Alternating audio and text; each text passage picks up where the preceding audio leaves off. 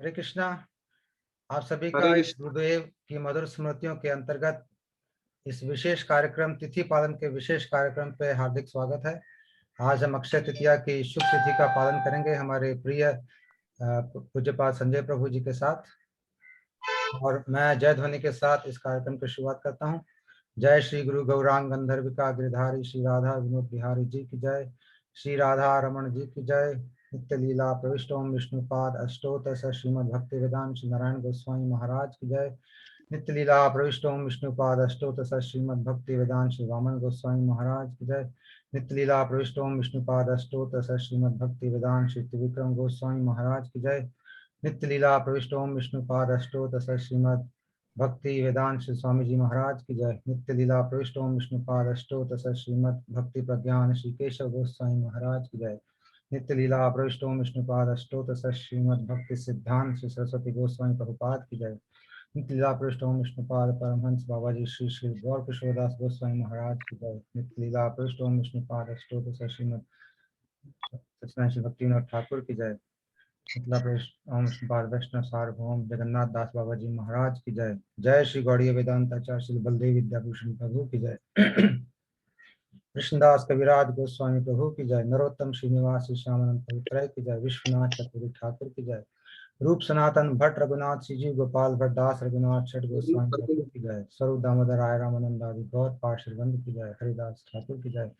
प्रेम से कहो श्री कृष्ण चैतन्य प्रभु नित्यानंद श्री अद्वैत गदाधर श्रीवास गौर भक्तगण की जय। मायापुर नवदीप धाम की जनन श्री वैष्णव जन की जय। गौर भक्तगण की जय। अक्षय तृतीया तिथि की जय। बड़े वेदांत समिति शुभारंभ आविर्भाव तिथि की जय। अनंत कोटि वैष्णव गण की जय। गौर प्रेमानंदे हरि हरि।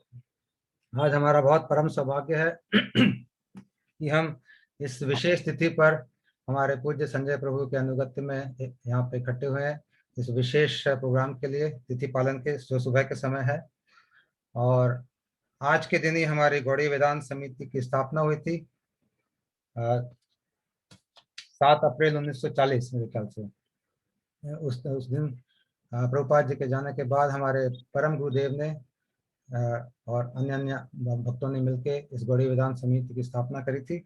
तो उसका भी हम आज तिथि मना रहे हैं। और उसी के उपलक्ष्य में आज हम एक विशेष वीडियो भी लॉन्च करने वाले हैं, इसी प्रोग्राम में शुरू करेंगे, जो कि हमारे श्रीपाद सत्य कृष्ण प्रभु जी ने उसकी रचना करी है, उस कीर्तन की। और हमारे पूज्य संजय प्रभु जी के अनुगत्य में और भक्ति वेदांत बोधायन महाराज जी के अनुगत्य में उसके एक वीडियो तैयार किया हमने मिलके, जिसको कि हम अभी इसी प्रोग्राम में लॉन्च करेंगे कुछ ही देर समय में आप सभी के लिए। और उसके बाद हमारे पूज्य संजय प्रभु स्थिति की अनेक अनेक बहुत सारी चीजें आज के दिन हुई हैं, वो संजय प्रभु हमें बताएंगे, क्योंकि बहुत लंबी लिस्ट है, मैं उसकी चर्चा अभी नहीं करूंगा। तो अभी मैं आपके लिए वीडियो शुरू करता हूँ, जिसमें कि हमारे तीनों गुरुदेव जो गौड़ी वेदांत समिति के स्तंभ हैं, हमारे पूज्यपाद हमारे गुरुदेव नित्य लीला प्रविष्ट ओम विष्णुपाद अष्टोत्तर श्री भक्ति वेदांत नारायण गोस्वामी महाराज, भक्ति वेदांत वामन गोस्वामी महाराज और भक्ति वेदांत त्रिविक्रम गोस्वामी महाराज, ये तीनों का इतना अद्भुत इनका संबंध था आपस का, गुरु भाइयों का। और इन्होंने तीनों ने मिलकर किस तरह से बहुत ही सुचारू तरीके से गौड़ी वेदांत समिति को आगे बढ़ाया है, हम सबको उसमें प्रोत्साहित किया, आगे बढ़ाया, बहुत सारे अनेक अनेक लोगों को जोड़ा है। और ये तीनों ही ब्रह्मा विष्णु महेश की तरह थे। ब्रह्मा जैसे कि सृष्टि बनाते हैं, पैदा करते हैं, वैसे ही हमारे पूज्यपाद वामन महाराज जी बहुत सारे नए नए शिष्य बनाते थे, बहुत सारे लोगों को जन्म देते थे भक्ति राज्य में। और फिर गुरुदेव विष्णु की तरह उनका पालन करते थे उस समय। और उसके बाद हमारे त्रिविक्रम महाराज जी महेश की तरह बहुत ही स्ट्रांग वर्ड बोला करते थे, बहुत ही अपने युक्तियों से हमारी माया के बंधन को काटते थे, उसको नष्ट करते थे, एकदम शिव जी की तरह। तो इनको ब्रह्मा विष्णु महेश भी हम लोग कहते हैं। इन तीनों के ही चरणों में आज हम इस कीर्तन को समर्पित करेंगे, जो इनकी महिमा का गान करता है। तो मैं आपके लिए कीर्तन चलाता हूँ पहले, उसके बाद हम पूज्य संजय प्रभु से कुछ श्रवण करेंगे।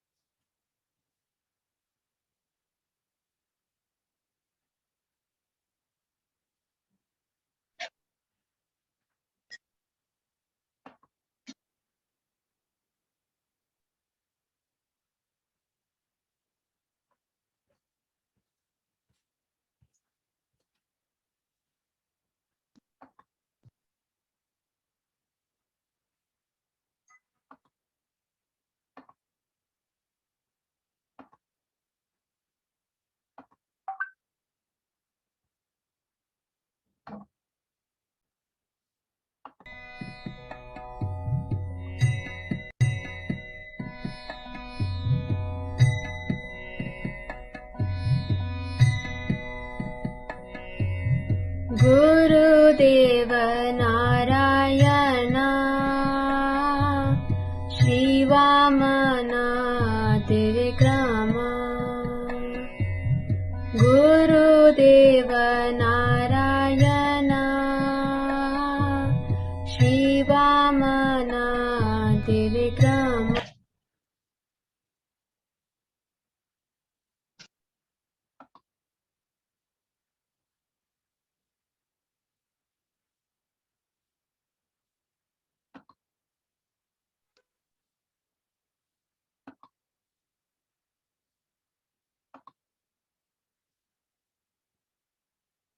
आवाज आ रही है आप लोगों को? कीर्ति रत्न जहाँ देर प्राणे कीर्ति रत्न जहाँ देर प्राणे जगते रहे प्रकारी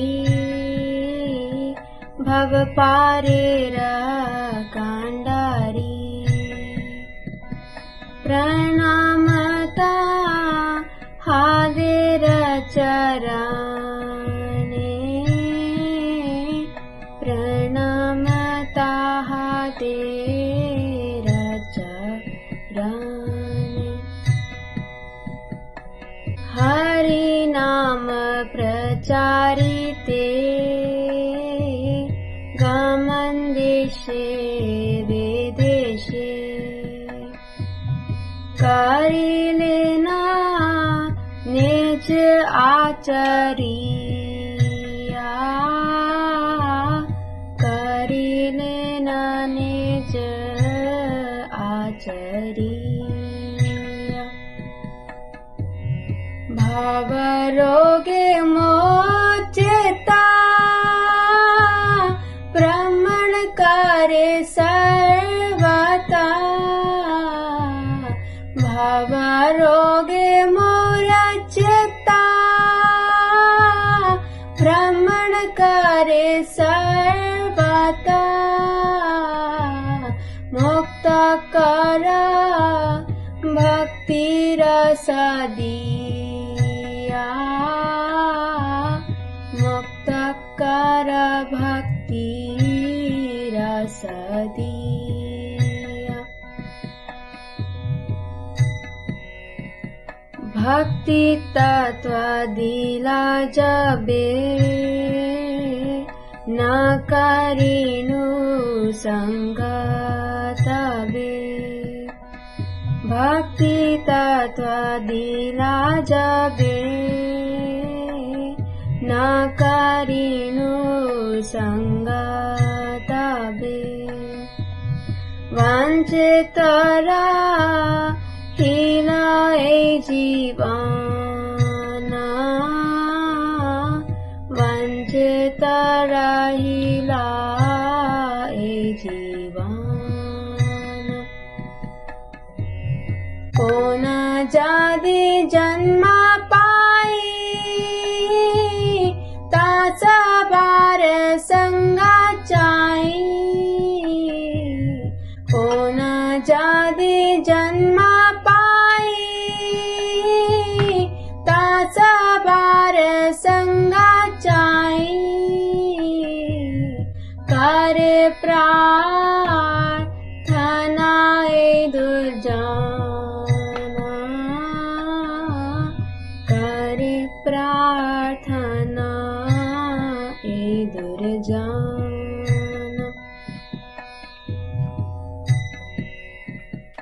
गुरुदेव नारायण श्री वामना त्रिविक्रम गुरुदेव नारायण श्री वामना त्रिविक्रम कृति रत्न जहाँ देर प्राणे कृति रत्न जहाँ देर प्राणे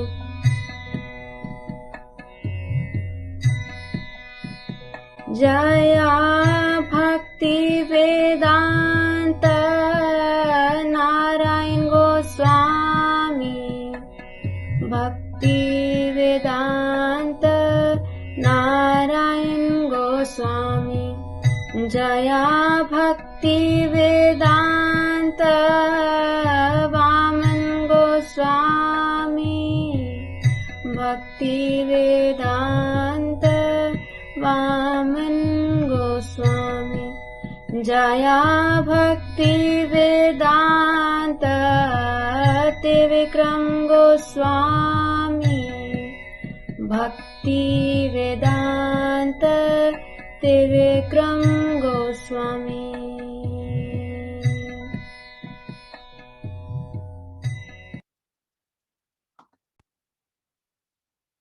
आपने एक कीर्तन सुना, ये हमारे पूज्यपाद सत्य कृष्ण प्रभु जी द्वारा लिखा गया है।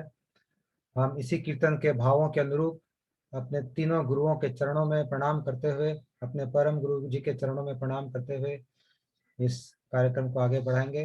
और अब मैं संजय प्रभु के चरणों में निवेदन करता हूं कि वो इस तिथि के बारे में हमें कुछ कथा सुनाए और इससे अवगत कराएं। धन्यवाद प्रभु जी। गुरुवे गौरचंद्राय राधिकाय तदालय कृष्णाय कृष्ण भक्ताय तद्भक्ताय नमो नमः। नमो विष्णुपादाय श्रीरूप रघुनाथ पृष्ठाय भूतले श्रीमते भक्ति वेदांत नारायण गोस्वामी इति नामिने। नमो विष्णुपादाय आचार्य सिंह रूपिणे श्री श्रीमद्भक्ति प्रज्ञान केशव गोस्वामी इति नामिने।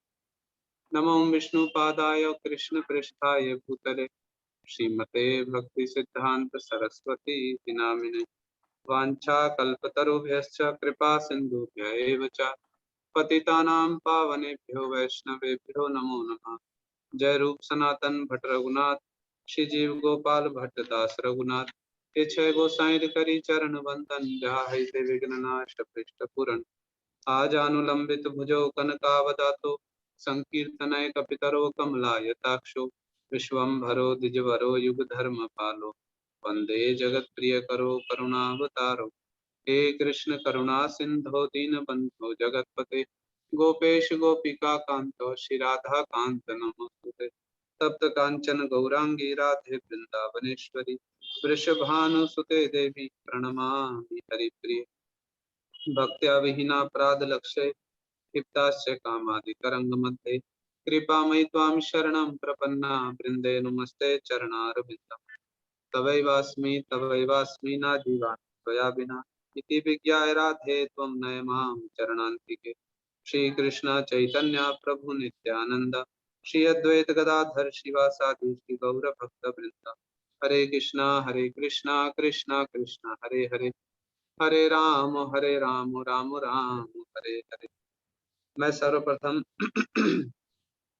अपने परम आराध्यतम गुरुपाद पद्म जगत गुरु नित्य लीला वरिष्ठम विष्णुपाद अष्टोत्तर श्रीमद शिला भक्ति वेदांत नारायण गोस्वामी महाराज जी के श्री चरण कमलों में अनंत कोटि दंडवत प्रणाम ज्ञापन करता हूँ। तदनंतर नित्य लीला वरिष्ठम विष्णुपाद अष्टोत्तर श्रीमद शिला भक्ति विज्ञान भारती गोस्वामी महाराज जी के श्री चरणों में मेरा अनंत कोटि दंडवत प्रणाम। समस्त रूपानुगुरु परंपरा के श्री चरणों में मेरा अनंत कोटि दंडवत प्रणाम। सपार्षद सपरिकर शिला प्रभुपाद भक्ति सिद्धांत सरस्वती गोस्वामी ठाकुर जययुक्त सपार्षद सपरिकर श्री गौर नित्यानंद प्रभु जययुक्त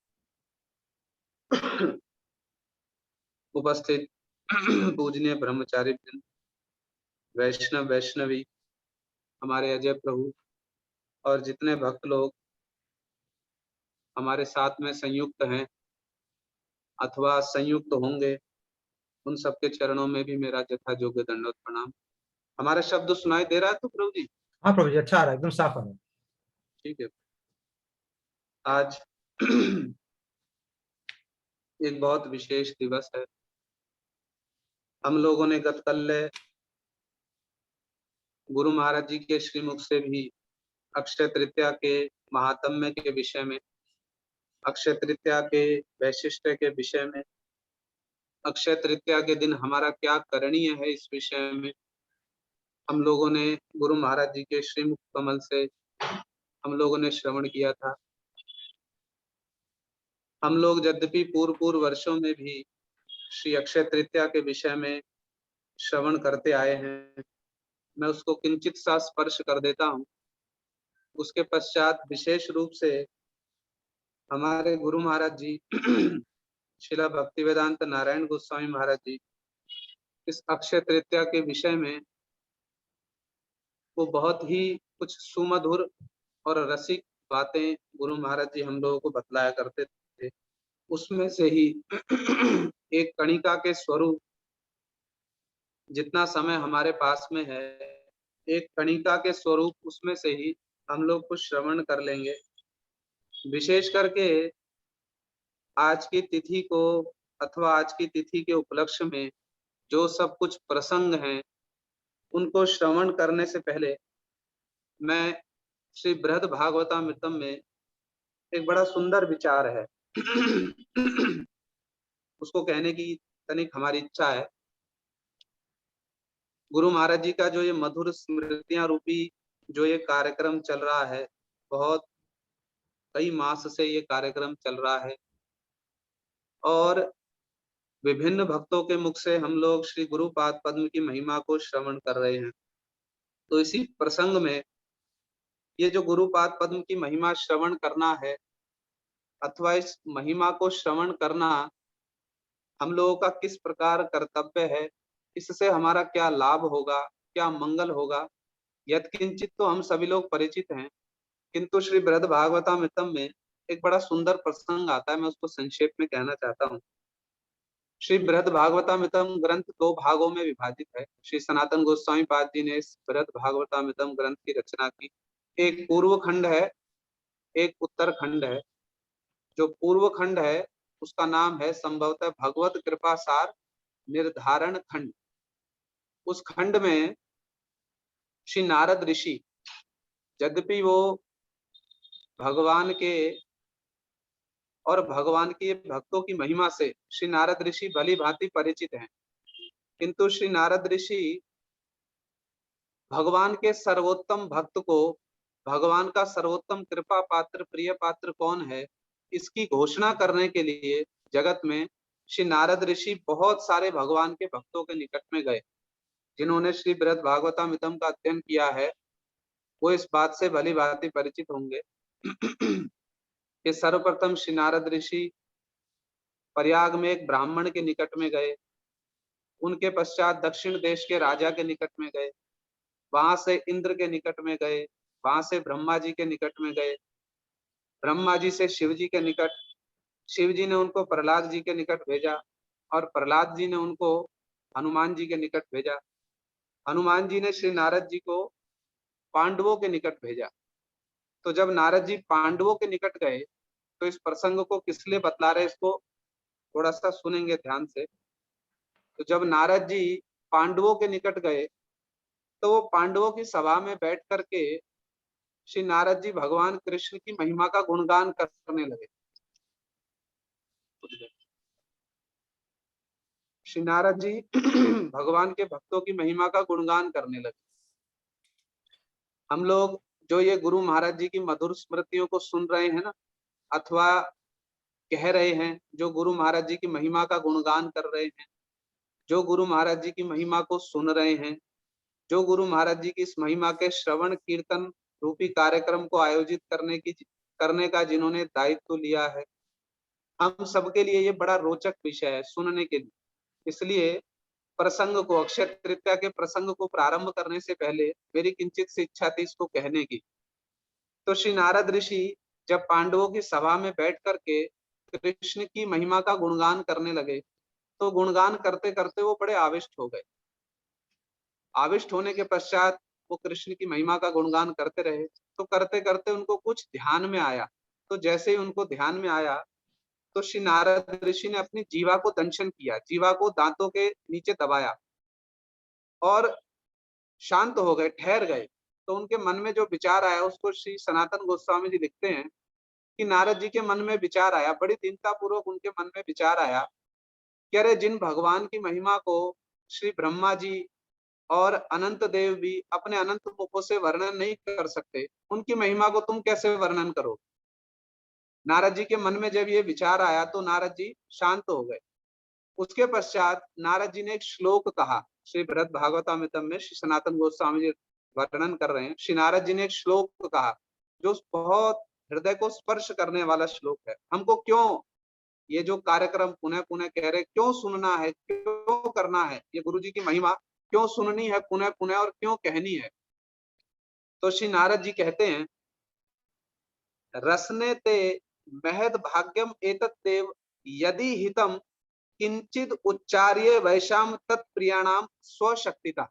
नारद जी कहते हैं, हरि रस ने अपनी जीवा को शिक्षा दे रहे हैं। नारद अपनी जीव को, अपनी रसना को शक्ति, अपनी रसना को श्री नारद जी शिक्षा देते हुए कहते हैं, हरि रस ने यदि तुम प्रभु के इन प्रिय भक्तों की किंचित मात्र महिमा भी, क्योंकि नारद जी बैठे पांडवों की सभा में, तो पांडव है सब भगवान के प्रिय भक्त।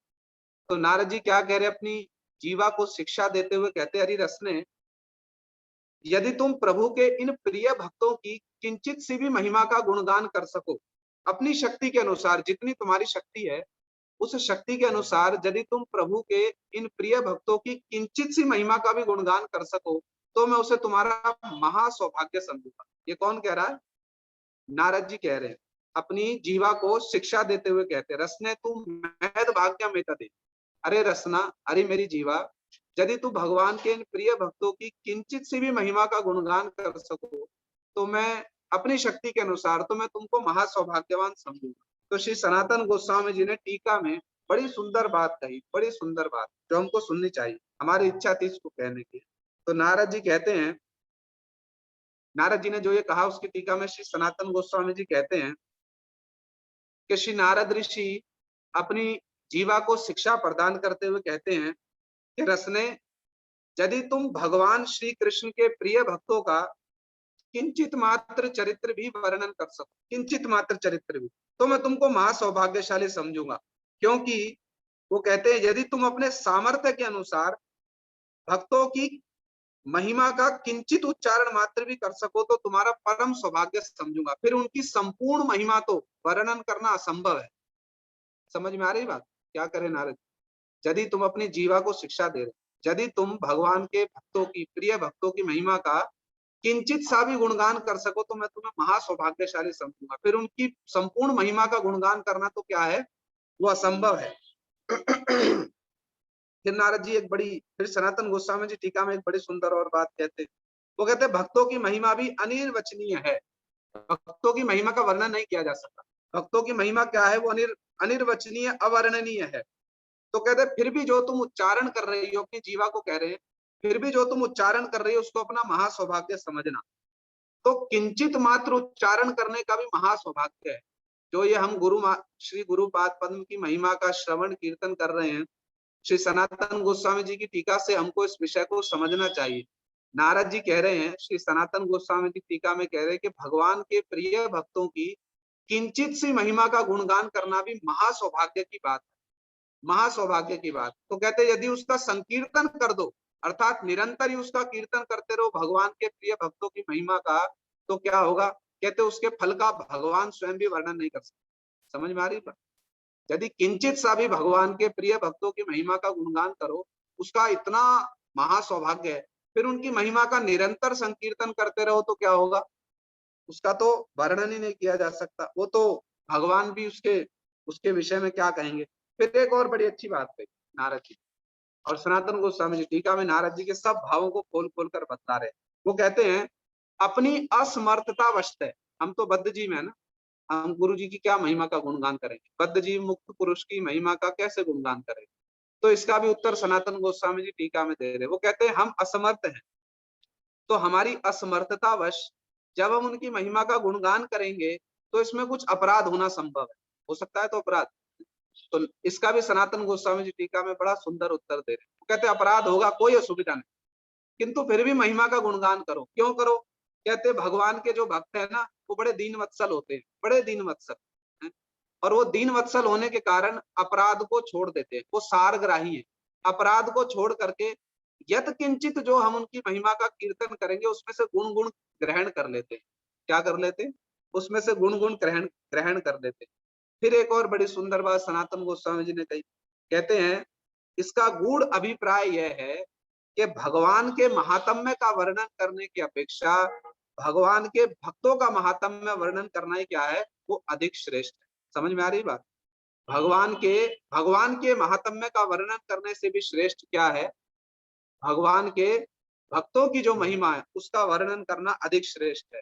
इसलिए हम लोग भी बड़े सौभाग्यशाली हैं जो श्री गुरुपाद पद्म की महिमा बहुत सारे भक्त लोग अपने अपने अनुभव के अनुसार में वर्णन कर रहे हैं। वास्तव में हम जो शिष्य हैं अथवा हम जो साधक हैं, हमारा वास्तव में साधन भी यही है। श्रील प्रभुपाद भक्ति सिद्धांत सरस्वती गोस्वामी ठाकुर जी ने श्री चैतन्य भागवत के गौड़ीय भाष्य में एक स्थान पर उन्होंने बड़ी ही हृदय स्पर्शी, बड़ी सुंदर और एक दार्शनिक बात उन्होंने कही।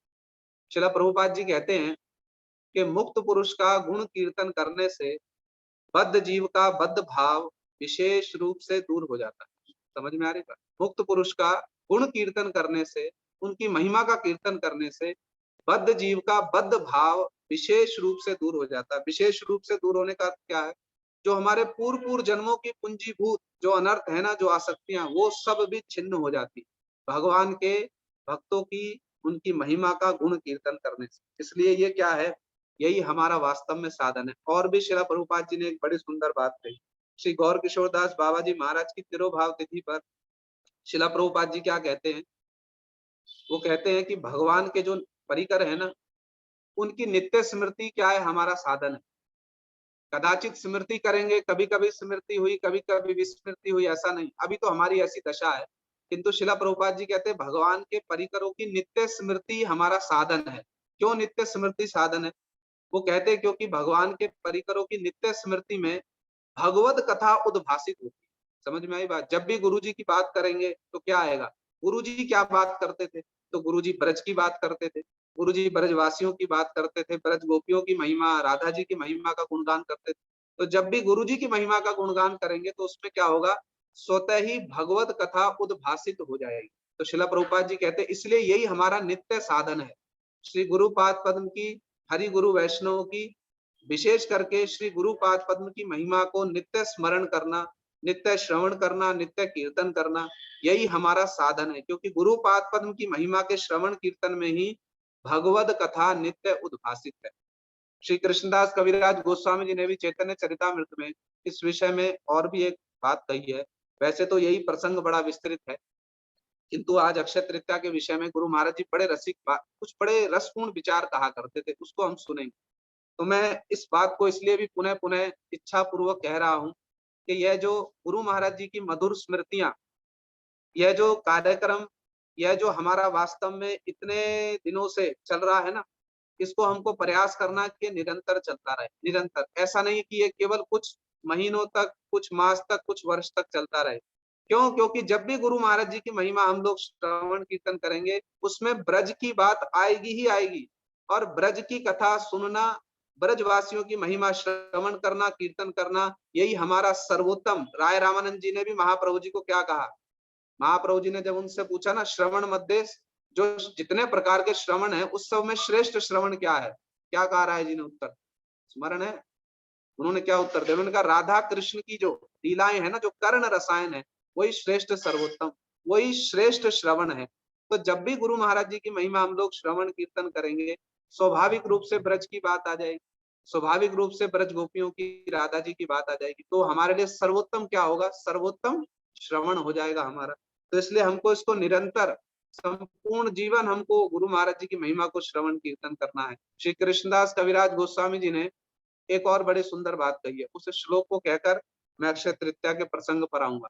उन्होंने श्री चैतन्य महाप्रभु जी की महिमा का वर्णन किया ना, तो करते करते एक स्थान पर उन्होंने कहा, बड़े भाव विभोर होकर महाप्रभु जी के भक्तों की महिमा का जब वो गुणगान कर रहे हैं, तो श्री कृष्णदास कविराज गोस्वामी जी ने एक स्थान पर लिखा, श्री चैतन्य पदाम भोज मधुपेभ्यः नमो नमः, कथम चिदाश्रयात येषाम स्वापी तद गंध भाग भवे। बड़ी सुंदर बात है, सुनना ध्यान से। श्री कविराज गोस्वामी कहते हैं, देखो मैं चैतन्य महाप्रभु जी की ऐसी अद्भुत महिमा का वर्णन कर रहा हूँ।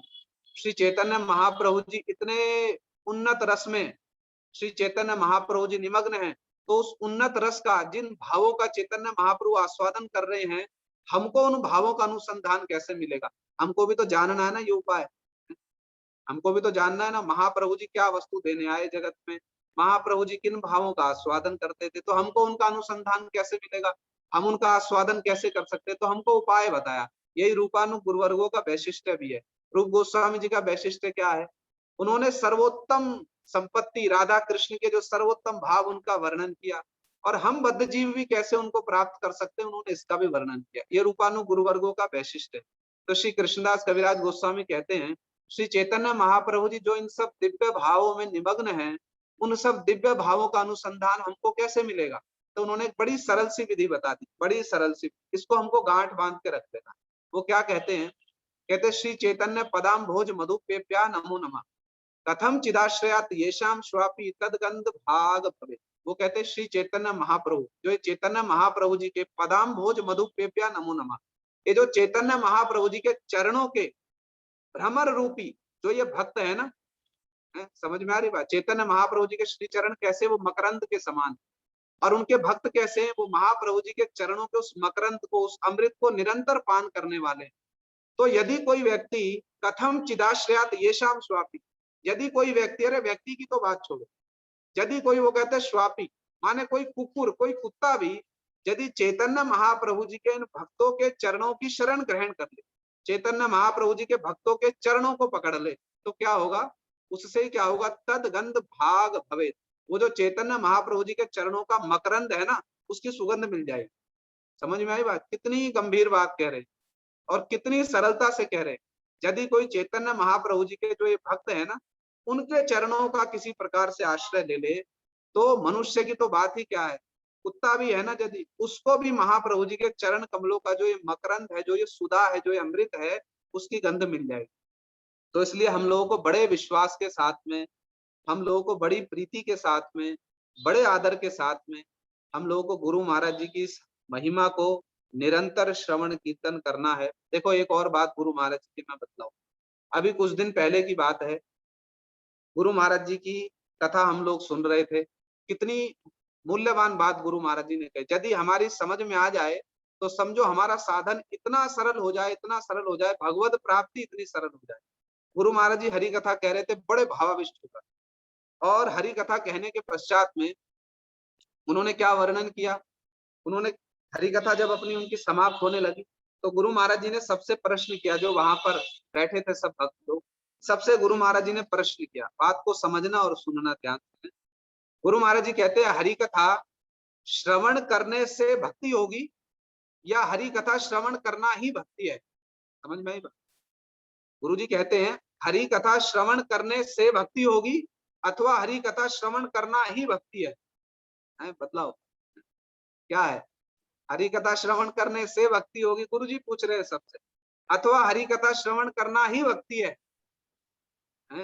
नाम ही साधन है और नाम ही साध्य है, ऐसा ही है। तो नाम ही साधन है और नाम ही साध्य है, ऐसा ही तो सुनते हैं। तो हरि कथा श्रवण करना ही भक्ति है या हरि कथा श्रवण करने से भक्ति होगी? इसमें विचार है। विचार ये है कि यदि गुरुपाद पद्म जैसे परिकर, भगवान के नित्य परिकर हरि कथा कह रहे हैं, तो उनकी हरि कथा सुनना ही क्या है? उनकी हरि कथा सुनना ही भक्ति है। बस बात है विश्वास, हमारा विश्वास कितना है कि गुरु महाराज जी की कथा सुनने से अथवा गुरु महाराज जी के विषय में सुनने से यही भक्ति है। यदि ये विश्वास हो जाए, जैसे गुरु जी थे किसी भक्त के घर में, गुरु जी का प्रसंग आता है ना, तो प्रभु जी बस इच्छा होती है गुरु महाराज जी के विषय में कहते हैं। एक बात और बता दो, तो गुरु महाराज जी किसी भक्त के घर में थे, तो उनसे किसी ने प्रश्न पूछा, भक्त के घर में थे ना, मथुरा में थे, अभी स्मरण नहीं हो रहा, तो प्रश्न पूछा उनसे कि जब हम गुरु जी के चरणों को स्पर्श करते हैं, तो चरण स्पर्श करने के पश्चात में हम माला कर सकते हैं, अथवा करने से पहले हमको हाथ धोना चाहिए? बतलाओ, हाथ धोना चाहिए? गुरु जी से प्रश्न पूछा, तो गुरु महाराज जी ने क्या उत्तर दिया? और इतनी सरल रूप में गुरु महाराज जी ने इतना गंभीर उत्तर दिया। गुरु जी कहते जिनको लगता है धोना चाहिए उनको धोना चाहिए। समझ में आई बात? जिनको लगता है धोना चाहिए उनको धोना चाहिए, अन्यथा जिनका ये विश्वास है कि श्री गुरु के चरणों का स्पर्श करने से केवल मेरे हाथ ही नहीं, मेरा संपूर्ण शरीर, मेरी आत्मा, मेरा सब कुछ पवित्र हो गया, उनके मन में फिर ये विचार आएगा? कि हमको और कुछ पवित्र होने की आवश्यकता है? आएगा विचार? इसलिए गुरु महाराज जी कह रहे हैं हरि कथा श्रवण करने से भक्ति होगी, अथवा हरि कथा श्रवण करना ही भक्ति है। तो यदि ये विश्वास आ जाए कि गुरुपाद पद्म की कथा श्रवण करना ही भक्ति है, भक्ति का सर्वोत्तम अंग है। श्रील प्रभुपाद जी ने कहा है अधोक्षज वस्तु श्रवण एक वैद्य है। उस अधोक्षज वस्तु को जो इंद्रियों से परे है उसको एकमात्र श्रवण के द्वारा ही जाना जा सकता है। तो कहो श्रवण इंद्रिय जो कान है ये भी तो जड़ है, फिर जड़ इंद्रिय से कैसे जानेंगे? तो श्री चक्रवर्ती पाद ने टीका में लिखा, हाँ कान भी जड़ है, किंतु जब श्रवण इंद्रिय को क्या करेंगे? उनकी सेवा में महाजन लोग, भगवान के भक्त लोग जब उनकी महिमा का कीर्तन करते, जब हम अपनी श्रवण इंद्रिय को उनकी सेवा में नियुक्त करेंगे ना, भगवान की कथा सुनने रूपी सेवा में, तो महाजन लोग क्या करेंगे? अपने हृदय की जो भावना है ना उसको आपके हृदय में संचरित कर देंगे श्रवण इंद्रियों के माध्यम से। तो इसलिए अधोक्षज वस्तु श्रवण एक वैद्य है। इसलिए हमारा सर्वोत्तम साधन, ये जो इतनी सारी बात हमने सुनी है ये किस लिए है? हमारा सर्वोत्तम साधन है गुरुपाद पद्म की हरि कथा को श्रवण कर। जो गुरु महाराज जी की प्रतिदिन हम लोगों को बड़ी सुंदर हरि कथा सुनने को मिल रही है, इसको प्रतिदिन श्रवण करना यही भक्ति है। उस कथा में ही इतना बल है कि वो सहज सरल रूप में हमको भगवत धाम की, हमारे अभिष्ट की हमको प्राप्ति करा दे। और साथ ही साथ गुरु महाराज जी की महिमा को भी श्रवण करना। विभिन्न भक्तों ने अपनी अपनी शरणागति के तारतम्य के अनुसार, अपने अपने भजन साधन के, अपनी अपनी सेवा के तारतम्य के अनुसार अपने अपने हृदय में गुरुपाद पद्म की किंचित परिमाण में, अधिक परिमाण में कुछ ना कुछ उन्होंने अनुभूति की है, अनुभव किया है। तो सबकी अनुभूति अनुभव सुनने से श्री गुरु चरणों के प्रति हमारी श्रद्धा प्रगाढ़ होगी, और जब गुरु चरणों के प्रति श्रद्धा प्रगाढ़ होगी तो गुरु वचनों के प्रति भी श्रद्धा प्रगाढ़ होगी। यही क्रम बतलाया गया है साधन का। तो इसलिए हम लोग बड़े ही प्रीति, बड़े आदर के साथ में गुरु महाराज जी की हरि कथा को सुने, उनके एक एक वचन को सुने। हम लोग तो गुरु महाराज जी की हरि कथा सुनते हैं तो ऐसा स्तंभित हो जाते हैं गुरु जी की एकांतिकता को जब हम देखते हैं ना, कैसी एकांतिक गुरु महाराज जी की भक्ति है।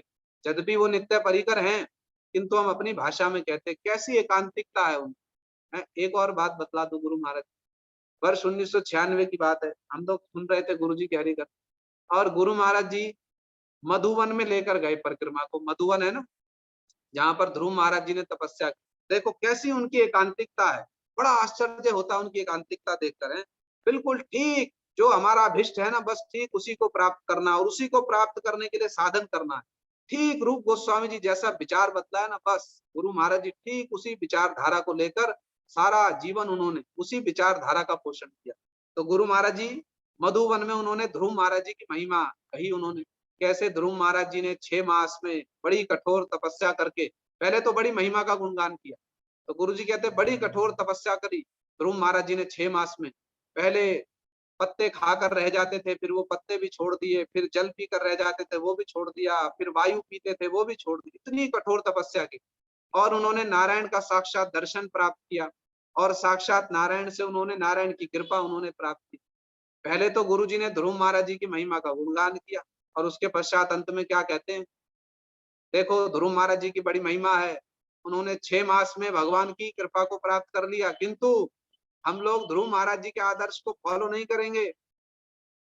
समझ में आ रही बात? ये एकांतिकता है। कहते ध्रुव महाराज जी की बड़ी महिमा है, उन्होंने 6 मास में बड़ी कठोर तपस्या करके भगवान नारायण के दर्शन प्राप्त कर दिए, उनको वैकुंठ मिल गया, न जाने क्या क्या मिल गया।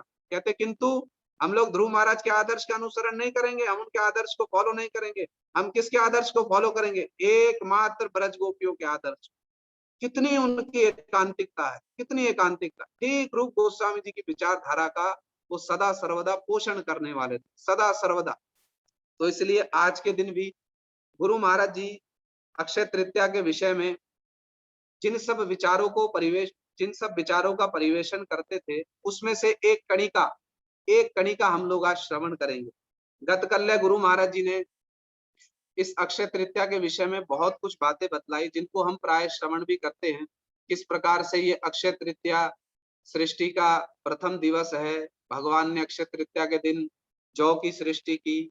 आज कुछ लोगों के मतानुसार परशुराम जी का भी जन्म दिवस है और कैसे आज से जगन्नाथ जी की 21 दिन व्यापी चंदन यात्रा प्रारंभ होती है। हमारे गौड़िया मठों में भी ठाकुर जी को आज चंदन और सब कुछ शीतल भोग इत्यादि अर्पण किया जाता है। ये सब विचार हम लोगों ने पूर्व पूर्व वर्षों में भी और विभिन्न वैष्णवों के मुख से संभवतः आज भी श्रवण किए होंगे और आज भी श्रवण करेंगे। तो मैं उसके विस्तार में नहीं जाऊंगा, क्योंकि समय की अपनी सीमा है, तो उसके विस्तार में मैं नहीं जाऊंगा। गुरु महाराज जी जो बड़ा विशेष रूप से एक बड़ी हृदय स्पर्शी और रसपूर्ण बात गुरु महाराज जी ने इस प्रसंग में कही। आज के दिन इस विषय को गुरु महाराज जी ने जिस प्रकार से प्रस्तुत किया, उसको कुछ स्पर्श करने की हमारी इच्छा है। विशेष करके ये जो अक्षय तृतीया है, गुरु महाराज जी इस विषय में बतला भी रहे हैं, बतलाते भी थे कि स्कंद पुराण के उत्कल खंड में स्वयं श्री जगन्नाथ जी ने महाराज इंद्रद्युम्न को, अपने प्रथम सेवक महाराज इंद्रद्युम्न को स्वयं श्री जगन्नाथ जी ने आदेश दिया था। आदेश देते हुए उन्होंने कहा था, वैशाखस्य शीते पक्षे तृतीया अक्षय संगिका तत्र माम लेपयेत गंध लेपन रति शोभनम। स्वयं जगन्नाथ जी ने ही अपने प्रथम सेवक महाराज इंद्रद्युम्न को आदेश दिया था कि वैशाख मास के शुक्ल पक्ष की तृतीया तिथि, अर्थात आज के दिन, ये वैशाख मास का शुक्ल पक्ष है, आज तृतीया तिथि है, तो वैशाख मास के शुक्ल पक्ष की तृतीया तिथि के दिन जगन्नाथ जी ने आदेश दिया अपने प्रथम सेवक महाराज इंद्रद्युम्न को कि तुम क्या करना, मेरे संपूर्ण शरीर पर चंदन का लेपन करना। तो शिला प्रभुपाद जी ने गौड़ीय भाष्य में भी लिखा है इस प्रसंग में कि जगन्नाथ जी के आदेश को प्राप्त करके महाराज इंद्रद्युम्न ने उसी समय से उन्होंने जगन्नाथ जी की 21 दिन व्यापी इस चंदन यात्रा का उन्होंने क्या किया, उन्होंने शुभारंभ किया। और तब से ही जगन्नाथ जी की ये चंदन यात्रा जो है, 21 दिन व्यापी चंदन यात्रा, इसका प्रवर्तन हुआ। शिला प्रभुपाद जी बतलाते हैं कि आज के दिन श्री जगन्नाथ जी अपने मंत्री लोकनाथ महादेव जी के साथ में वो नरेंद्र सरोवर, जिसको चंदन पुष्कर, चंदन पुकुर भी कहा जाता है, वहां पर जाकर नौका विहार इत्यादि करते हैं। जगन्नाथ जी का विजय विग्रह है श्री मदन मोहन जी, वो जाते हैं जगन्नाथ जी के प्रतिनिधि होकर के, और इस प्रकार से ये चंदन यात्रा हो गया। ये चंदन यात्रा जो है वो अनुष्ठित होती है संभवतः इंटरनेट। ठीक है प्रभु जी, आवाज सही आ रही है? आ रही है, ठीक है जी हाँ, एकदम ठीक आ रही है। 21 दिन व्यापी ये चंदन यात्रा जगन्नाथ जी की इस प्रकार मनाई जाती है। और हमारे गौड़िया मठों में भी उसी प्रथा के अनुसरण में ठाकुर जी को चंदन लगाया जाता है, शीतल भोग इत्यादि अर्पण किया जाता है। ये कुछ इस विषय में हम गौड़ीय वैष्णवों का इतिहास है। इसके साथ में ही हमारे परम गुरु जी ने आज के दिन श्री गौड़ीय वेदांत समिति की स्थापना की वर्ष 1940 में। और हमारे परम गुरु महाराज जी, उन्होंने जिन विचारों को लेकर के गौड़ीय वेदांत समिति की स्थापना की थी कि गौड़ीय का, वेद का जो अंत है, उसका अंत श्रीमद् भागवत भक्ति पर ही है। वेदांत का जो अंत है वो भक्ति से है। तो परम गुरु जी आज के दिन बहुत विशेष रूप में मायावाद का खंडन किया करते थे, बड़े सुंदर सुंदर विचार बतलाया करते थे। गत कल्य हमने गुरु महाराज जी की हरिकथा श्रवण की, तो गुरु महाराज जी भी परम गुरु जी के ही अनुसरण में बड़े सुंदर रूप में मायावाद का खंडन इत्यादि वो कर रहे हैं। तो मेरी प्रार्थना है, संभवतः सुना ही होगा सब लोगों ने, तो गुरु महाराज जी की हरिकथा हम लोग सुन लेंगे। पूर्व वर्षों में भी हमने उन विषयों पर चर्चा की है, कैसे परम गुरु जी बड़े सुगंभीर रूप में मायावाद का खंडन किया करते थे और शुद्ध भक्ति की स्थापना किया करते थे। अब यदि उस प्रसंग को हम लेते हैं तो वो कुछ दार्शनिक प्रसंग है, और गुरु महाराज जी की मधुर स्मृतियों से हमारा प्रसंग आरंभ हुआ है, तो इस दार्शनिक प्रसंग को हम थोड़ा विश्राम दे दें। यदि सुनने की इच्छा होगी तो हम फिर इसको सुन लेंगे, फिर किसी दिन सुन लेंगे। और अक्षय तृतीया के विषय में भी हमारे शास्त्रों में बहुत से प्रसंग मिलते हैं, बहुत सारे प्रसंग अक्षय तृतीया से संबंधित जो प्रसंग हैं, श्री चैतन्य महाप्रभु जी का हो, कृष्ण का हो, हमारे गुरुवर्गों का हो, बहुत सारे प्रसंग है अक्षय तृतीया से संबंधित। तो यदि समय सुयोग होगा तो हम एक एक करके उन प्रसंगों को भी सुन लेंगे।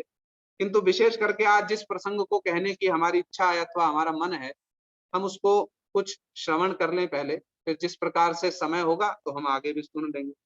गुरु महाराज जी बड़े ही भाव विभोर होकर के उन्होंने एक प्रसंग को छेड़ा मथुरा में। और जब गुरु महाराज जी की कथा को हम लोग सुन रहे हैं अथवा सुनते हैं तो एक विचार की पुनः पुनः हमको उपलब्धि होती है। यद्यपि हमारा अधिकार बहुत शूद्र है, किंतु फिर भी कुछ उपलब्धि होती है। वो उपलब्धि क्या है? श्री नरोत्तम दास ठाकुर जी ने एक बात कही है।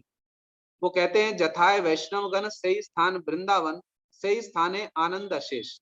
वैष्णवगण जिस किसी स्थान पर भी हो, वो स्थान साक्षात वृंदावन ही हो जाता है। कैसा वृंदावन? भावमय वृंदावन। वो स्थान भावमय वृंदावन हो जाता है। गुरु महाराज जी कहते हैं एक स्थान पर कि जब नंद बाबा कृष्ण को लेकर के मथुरा में गए, तो यद्यपि वो नंद बाबा अथवा वो कृष्ण कृष्ण तो कभी ब्रज छोड़कर नहीं जाते हैं। वृंदावनम परित्यज्यम पादम एकम न गच्छति। गुरु महाराज जी कहते वो सब विचार एक और है, किंतु गुरु जी कहते कृष्ण जब बलदेव प्रभु और नंद बाबा सब जब मथुरा में बैठे हैं, मथुरा में गए, तो एक स्थान पर ऐसा भी वर्णन आया ना, नंद बाबा अपनी गोष्ठी के साथ में बैठे हैं और कंस को कर इत्यादि देने के पश्चात में जब कंस को कर दे दिया, टैक्स दे दिया है, तो एक स्थान पर वो बैठे हैं नंद बाबा। तो गुरु महाराज जी कहते उस समय में वो मथुरा है ना, वो ब्रज है। मतलब समझ में आ रही बात? जब नंद बाबा सब अपने सब सखाओं के साथ में बैठे हैं, कृष्ण की अपेक्षा कर रहे हैं, कृष्ण लौट करके आएंगे, हैं कंस का वध इत्यादि जब सब हो रहा है, तो कृष्ण आए ना लौट करके। तो गुरु महाराज जी कैसे अद्भुत प्रश्न करते हैं। वो कहते हैं उस समय में वो नंद बाबा की जो गोष्ठी है वो मथुरा है ना, वो ब्रज है। अब इसको अनुभव करो। तो ऐसे ही हमारे मन में आया, जब गुरु महाराज जी मथुरा में हरि कथा कर रहे हैं, तो उस समय वो मथुरा है ना, वो ब्रज है? बतलाओ, मथुरा है ना ब्रज है? ब्रज है प्रभु जी, पूरा ब्रज। बड़ा अद्भुत भावमय ब्रज। और वो कैसे भावमय ब्रज है, इसको जब गुरु जी की कथा सुनेंगे ना, तो ये क्षण क्षण में अनुभव होगा। तो ऐसे ही गुरु जी ने एक प्रसंग छेड़ा। वो क्या प्रसंग है? गुरु जी कहते हैं अक्षय तृतीया है ना, तो अक्षय तृतीया के उपलक्ष्य में आज कृष्ण का चंदन श्रृंगार होगा। तो आज गुरु जी कहते हैं हजार हजार लाख लाख लोग, इस वर्ष तो परिस्थिति कुछ भिन्न है, पिछले वर्ष भी भिन्न थी, किंतु सामान्य परिस्थिति, गुरु महाराज जी कहते हैं लाख लाख लोग जगन्नाथ जी का दर्शन करने के लिए उमड़ेंगे। और गुरु जी कहते हैं मथुरा में, वृंदावन में, विशेष करके जगन्नाथपुरी में, और जहां जहां पर टोटा गोपीनाथ जी में और खीर चोरा गोपीनाथ जी में, जहां जहां कृष्ण का चंदन श्रृंगार होगा, आज न जाने कहां कहां से भक्त लोग कृष्ण का दर्शन करने के लिए, आज तो दर्शन है ना, कृष्ण का दर्शन करने के लिए उपस्थित होंगे। तो गुरु महाराज जी कहते हैं किंतु दर्शन होता है सबको, कृष्ण का दर्शन करने के लिए तो उपस्थित होते हैं, बड़ा चाव भी होता है। गुरु जी की भाषा में कौन, तो गुरु जी शब्द व्यवहार करते हैं, बड़ा चाव होता है कृष्ण का दर्शन करने का। आज अक्षय तृतीया के दिन कृष्ण को चंदन लगेगा और कृष्ण का हम लोग क्या करेंगे, हम लोग श्रृंगार, कृष्ण का श्रृंगार का दर्शन करेंगे, कृष्ण के दर्शन करेंगे। तो गुरु महाराज जी कहते हैं कृष्ण का दर्शन होता है। तो कृष्ण का दर्शन करने के लिए कैसी चित्त वृत्ति की आवश्यकता है, मन में कैसी भावना होनी चाहिए, हृदय में कैसी भावना होनी चाहिए, जिससे हमको वास्तव में कृष्ण का दर्शन हो सकता है, वास्तव कृष्ण दर्शन हो सकता है। गुरु महाराज जी ने इस प्रसंग में श्रीमद् भागवत का एक श्लोक और उस श्लोक की टीका बड़े सुंदर रूप में, बड़े रसमय रूप में उन्होंने वर्णन किया। हम उसको सुन लेते हैं। गुरु महाराज जी कहते हैं कृष्ण का दर्शन करने के लिए जैसी चित्तवृत्ति की आवश्यकता है, कृष्ण का दर्शन करने के लिए हृदय में जैसी भावना की आवश्यकता है, वो भावना, वो चित्तवृत्ति किसकी है? ब्रजवासियों। और ब्रजवासियों में भी विशेष करके किसकी है? ब्रज गोपियों। और ब्रज गोपियों में भी विशेषकर किसकी है? श्रीमती राधिका की। तो ब्रज गोपियों की चित्तवृत्ति कैसी है? यदि गुरु महाराज जी कहते हैं ब्रज गोपियों के जैसी किंचित से भी हमारी चित्तवृत्ति हो जाए, किंचित से भी, तब हमको वास्तव कृष्ण दर्शन हो सकता है। तो गुरु महाराज जी इस प्रसंग में कहते हैं कि ब्रज गोपियों की सभा लगी है, मंडली बैठी है। कौन सी ब्रज गोपियों की? राधा जी की मंडली बैठी हुई है। और उसमें परस्पर ब्रज गोपियां जो हैं वो परस्पर क्या कर रही हैं? चर्चा कर रही हैं। तो उसमें एक गोपी, एक जो ब्रज गोपी है, वो बाकी सभी ब्रज गोपियों को लक्ष्य करके एक श्लोक कह रही है, एक मन के भाव उच्चारण कर रही है। वो कहती है, अक्षणवताम फलमिदम ना परम विदामा, सख्य पशून वने विवेशयतो वयस्से, वक्रम ब्रजेश सुतयो अनुवेणु जुष्टम, ये वह निपीतम अनुरक्त कटाक्ष मोक्षम। देखो भाव को थोड़ा सा समझने की चेष्टा करते हैं। यदि ये भाव समझ में आ गया ना भाई, तब तो कुछ अनुभव होगा वास्तव में अक्षय तृतीया क्या है, कैसी चित्तवृत्ति से कृष्ण का दर्शन होगा, कैसी चित्तवृत्ति हमको विकसित करनी होगी, इस भाव को समझना थोड़ा सा।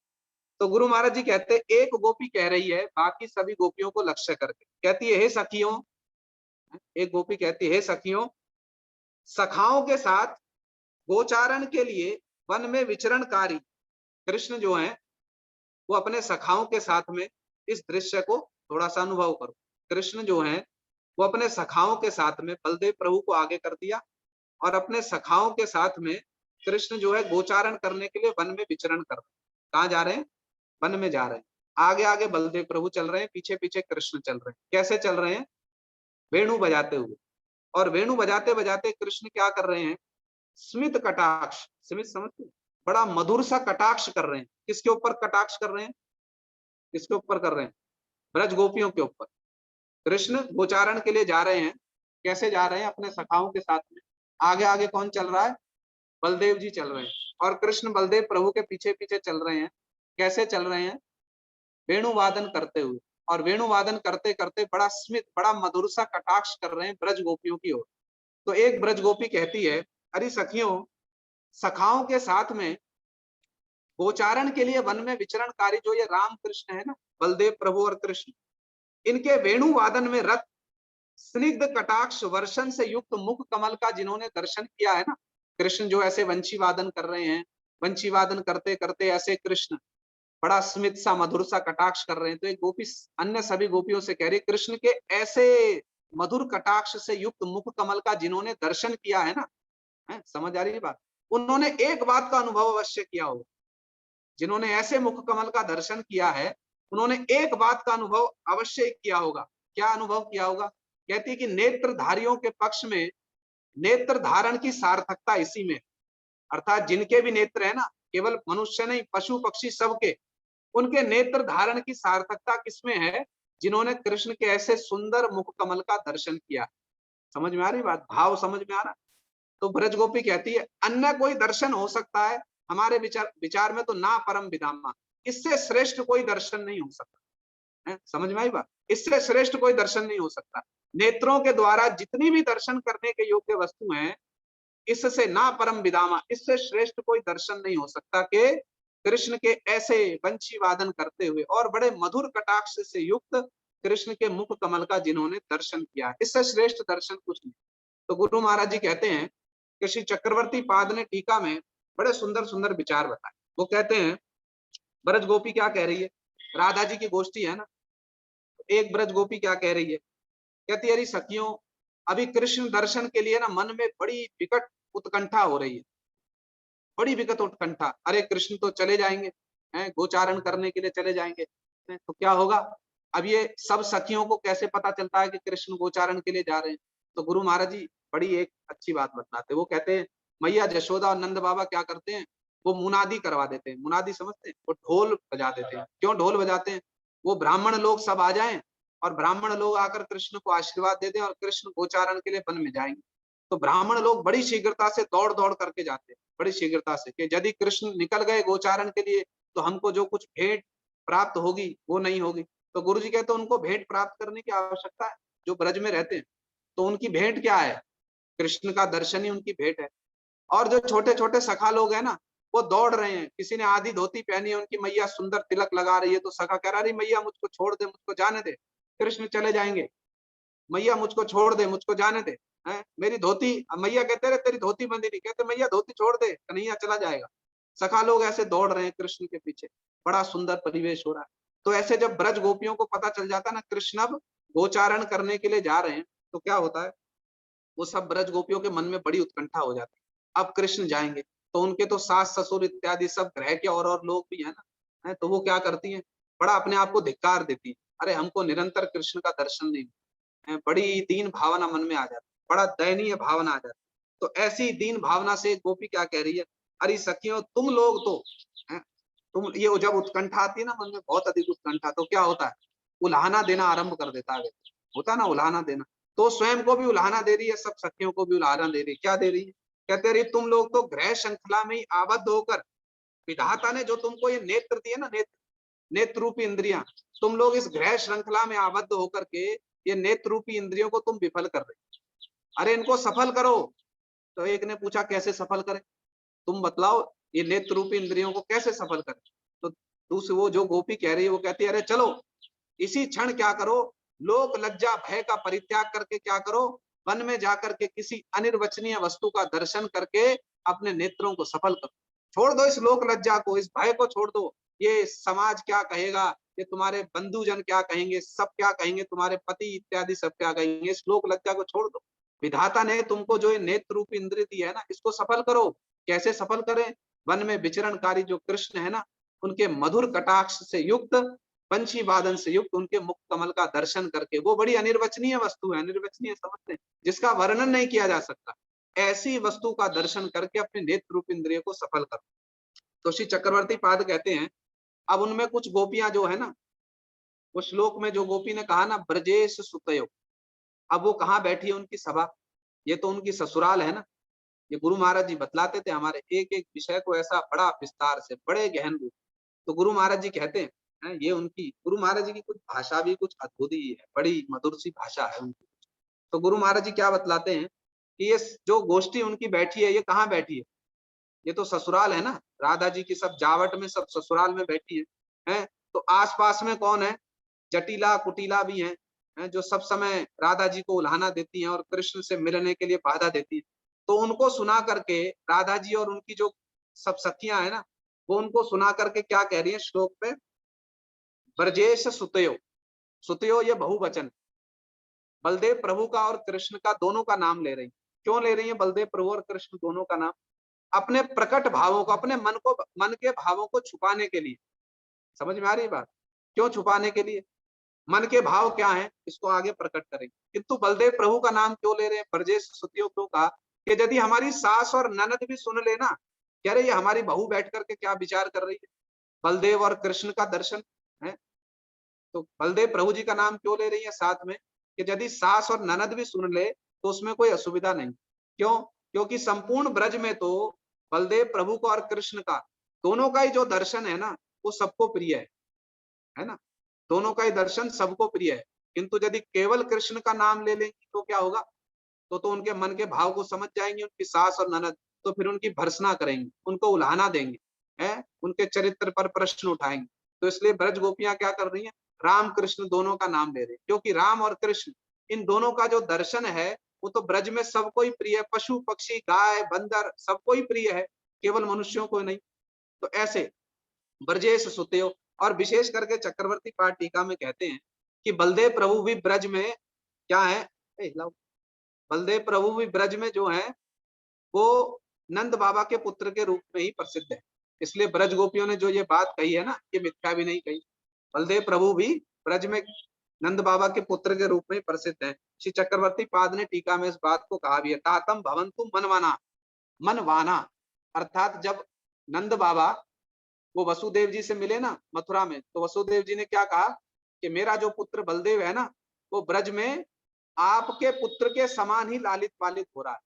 समझ में आई बात? और जब बलदेव जी भी मथुरा से ब्रज में ब्रजवासियों को सांत्वना देने के लिए गए, तो उन्होंने नंद बाबा और यशोदा मैया को प्रणाम जब किया, तो उनके मन के भाव क्या थे, क्या कह करके प्रणाम किया? चक्रवर्ती पाठ टीका में कहते हैं, श्री सुखदेव गोस्वामी जी कह रहे, रामो अभिवाद्य पितरो, बलदेव प्रभु ने भी यशोदा मैया और नंद बाबा का किस भाव से उन्होंने अभिवादन किया, ये मेरे माता पिता।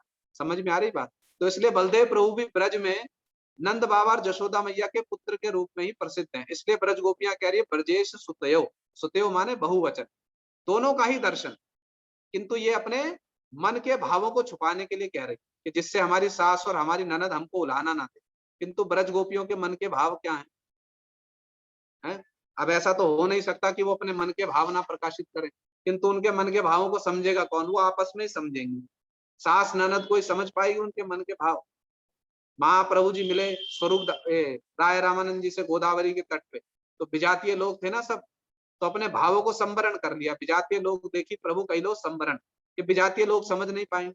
तो ये सब तो विजातीय हैं, सास और ननद जटिला कुटिला ये सब क्या है, विजातीय है ना, समझ नहीं पाएंगे ब्रज गोपियों के मन के भाव, किंतु आपस में तो समझ नहीं। तो गुरु महाराज जी कहते हैं ऐसा तो हो नहीं सकता कि ब्रज गोपियां उनके जो मन के भाव है वो उसको व्यक्त ना करे। तो उनके मन के भाव क्या है? तो ब्रज गोपियों के मन का भाव है, उन्होंने श्लोक में क्या कहा, ब्रजेश सुतियो, उसके पश्चात कहते हैं अणु वेणु जुष्टम है, अनु वेणु जुष्टम। ये जो दोनों भाई जा रहे हैं ना, बलदेव प्रभु और कृष्ण, इनमें भी किसका दर्शन करके अपने नेत्र इंद्रियों को सार्थक करो विशेष रूप में, है किसका? अनु वेणु जुष्टम, जो ये बलदेव प्रभु के पीछे अनु, पीछे पीछे वेणु जुष्टम, जो वंशी बजाते हुए चल रहे हैं ना, इनका ही विशेष रूप से दर्शन करके क्या करो? अपनी नेत्र रूपी इंद्रियों को क्या करो? तुम सफल करो।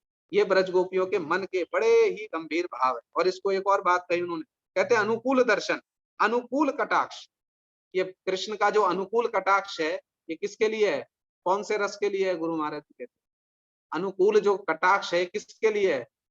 श्रृंगार रस के लिए।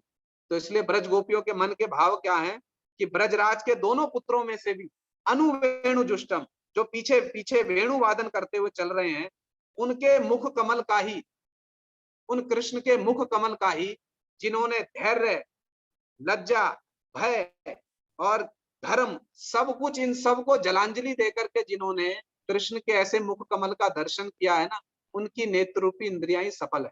तो वो ब्रज गोपी उल्हाना देते हुए व्यंजित अर्थ में कह रही है कि कृष्ण का ऐसा दर्शन तो सबको ही प्रिय है। फिर अपनी सास और ननद को कह रही है जो तुम निकृष्ट हो ना, तुमको प्रिय नहीं है, बस बाकी तो सबको प्रिय है। ये उनके मन के भाव है। ऐसे कृष्ण का दर्शन सबको प्रिय है, तुम बड़े निकृष्ट हो। तो गुरु महाराज जी कहते जो लोग निकृष्ट है ना, निकृष्ट, हमारी इंद्रियां कैसी हैं? जड़ जगत की वस्तुओं का ही दर्शन करने में व्यस्त है।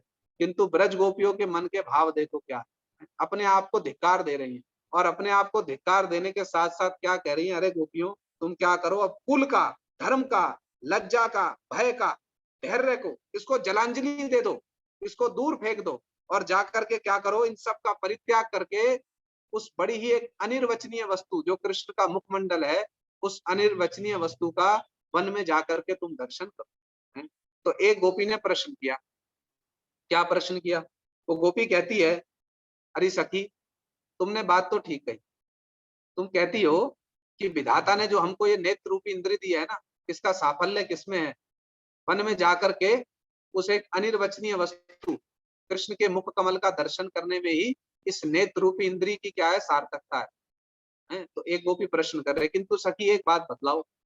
क्या बात बतला? कहते हम तो बड़ी कुलवती हैं, हम तो बड़ी कुलवती हैं, हमारे विषय में दर्शन करना है और श्रवण करना तो संभव है, किंतु तुम तो कह रही हो कि कृष्ण के मुख कमल की सुधा का भी पान करो। समझ में आ रही बात? कैसे कैसे भाव है। ये है कृष्ण का दर्शन। गुरु महाराज जी कहते, इसको कहते वास्तव कृष्ण दर्शन। तो एक गोपी प्रश्न कर रही है, अच्छा हम तो बड़ी कुलवती हैं, तो तुमने जो बात कही कि कृष्ण के मुख कमल का दर्शन करके नेत्र रूपी इंद्रियों को सार्थक करो, ये बात तो ठीक है, नेत्र रूपी इंद्रियों को सार्थक कर लेंगी, दर्शन और श्रवण तो हम फिर भी कर लेंगे, हम बड़ी कुलवती हैं, किंतु सखी तुम तो कहती हो कि कृष्ण के मुख कमल रूपी सुधा का अमृत का पान भी करो। ये हम जैसी कुलवतियों के पक्ष में कैसे संभव है? संभव है। तो उस गोपी ने क्या उत्तर दिया? अरे इसकी चिंता तुम मत करो, तुम तो एक बार जाकर बस दर्शन करो और फिर कृष्ण क्या करेंगे? अनुरक्त कटाक्ष मोक्षम, ये कृष्ण का वैशिष्ट्य है, इसकी चिंता तुम मत करो। तुम कुलवती हो या क्या हो, तुम तो बस जाकर एक बार दर्शन करो, बाकी सब काम कृष्ण कर लेंगे। कैसे कर लेंगे? कहते अनुरक्त कटाक्ष मोक्षम, जो उनके प्रति अनुरक्त है ना, उनके प्रति कृष्ण ऐसा कटाक्ष करते हैं, ऐसा एक नेत्र रूपी कटाक्ष करेंगे कि क्या होगा? अनुरक्त कटाक्ष मोक्षम, मोक्षम माने जो है तुम्हारे मन में कुल की, धैर्य की, समाज की ये जो सब बेड़ियां है ना, मोक्षम, इससे मुक्त कर देंगे।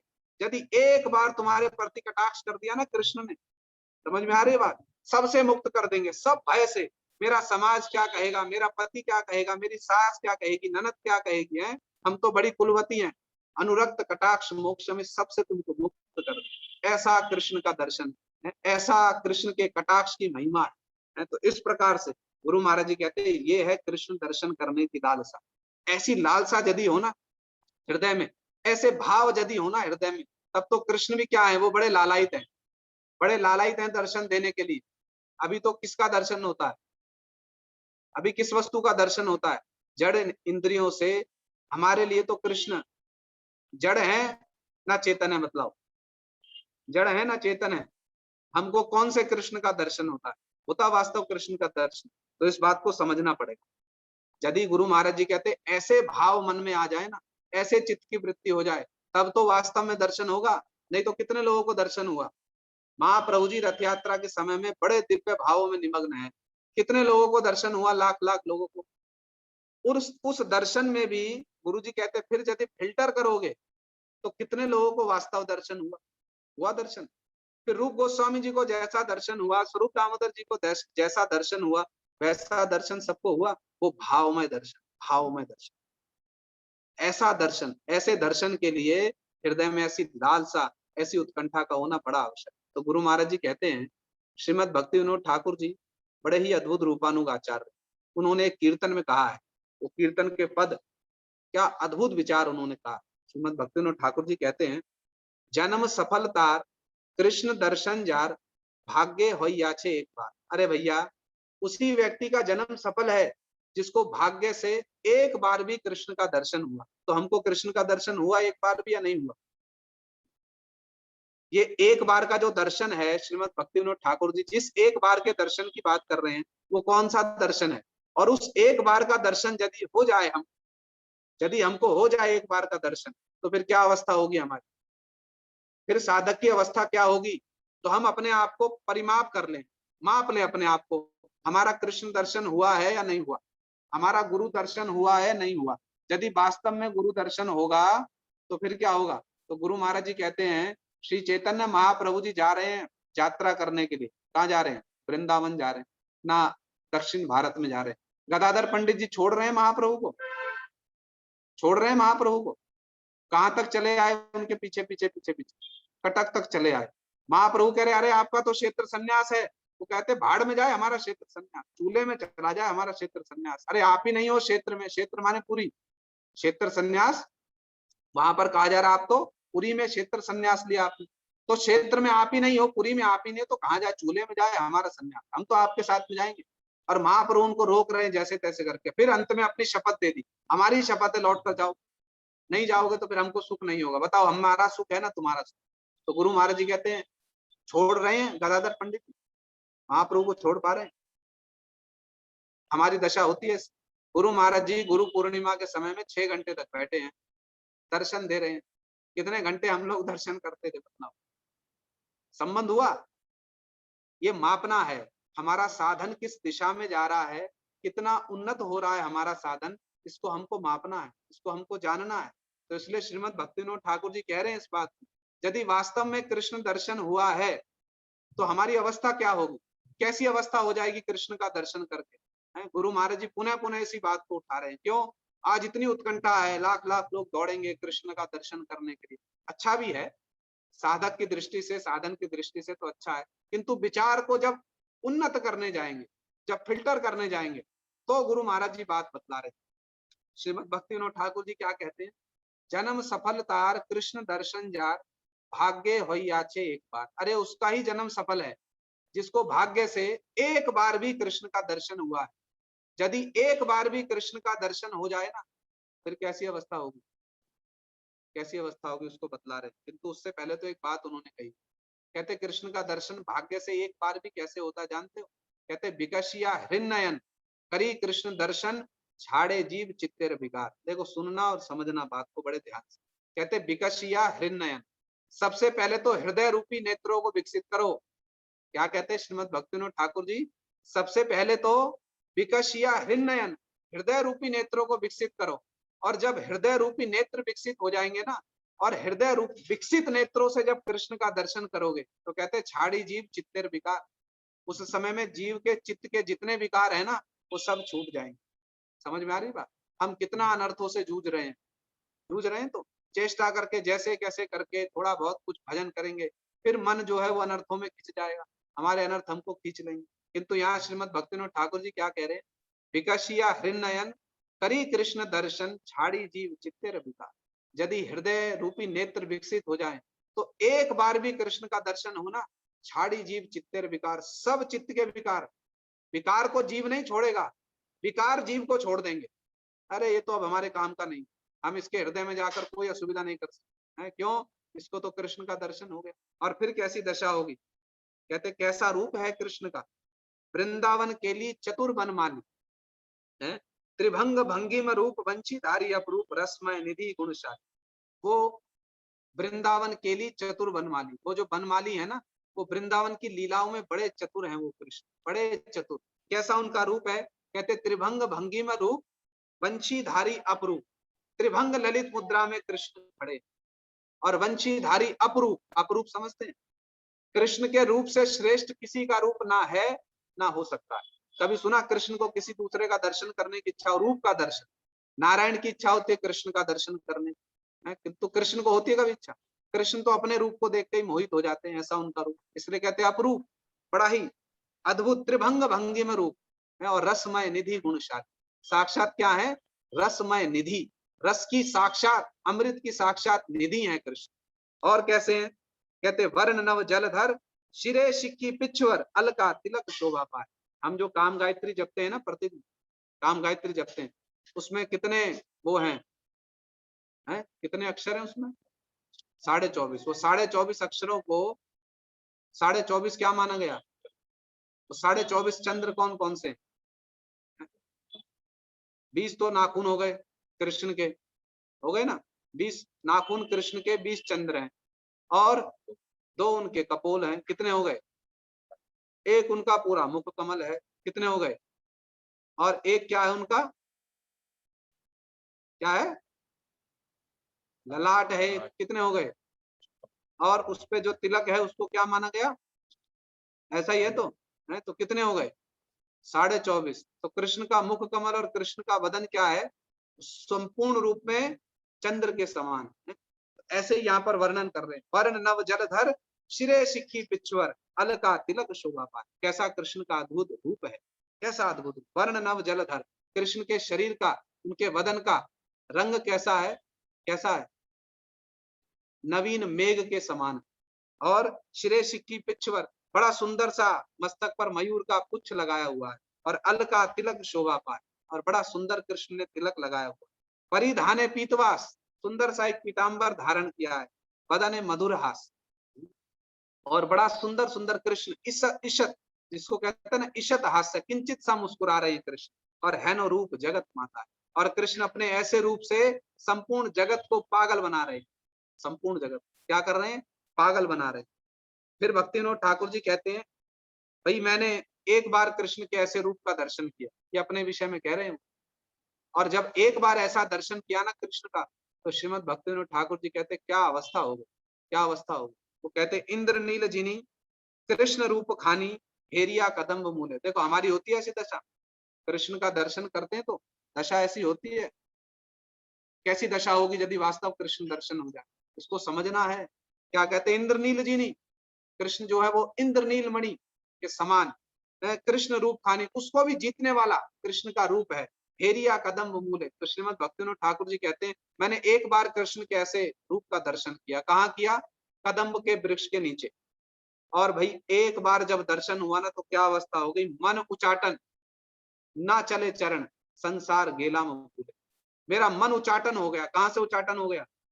संसार से मेरा मन उचट गया।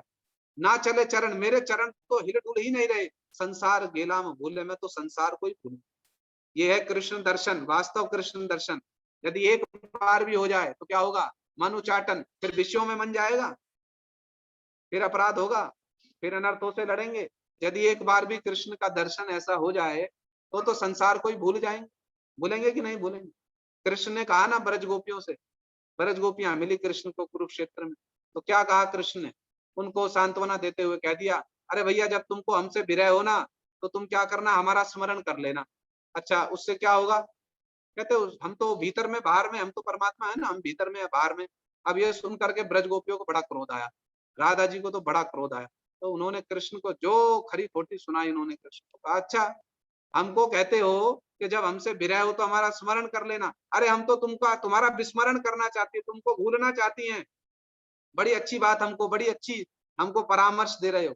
हम तो तुमको भूलना चाहती है, विस्मरण करना चाहते, तुम भूलने में नहीं आते हो। है?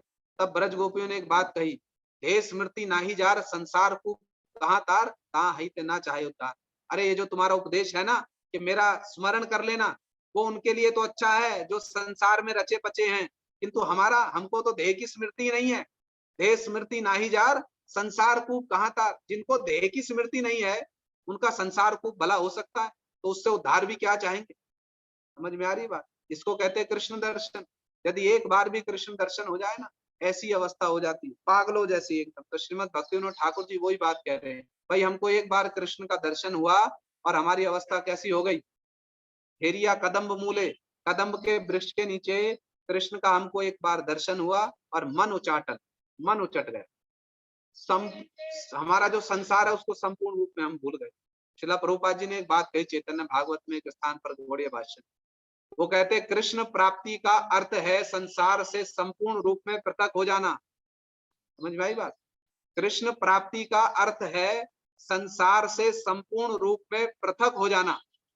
तो हमको कितने परिमाण में श्रीला प्रभुपाद जी कहते हैं कृष्ण प्राप्ति हुई है, यदि हम अपने मन में झांक कर देख लें हमको अनुभव हो जाएगा संसार से कितने परिमाण में हम पृथक हुए हैं, ये हमको ज्ञात हो जाएगा कितने परिमाण में हमको कृष्ण प्राप्ति हुई है।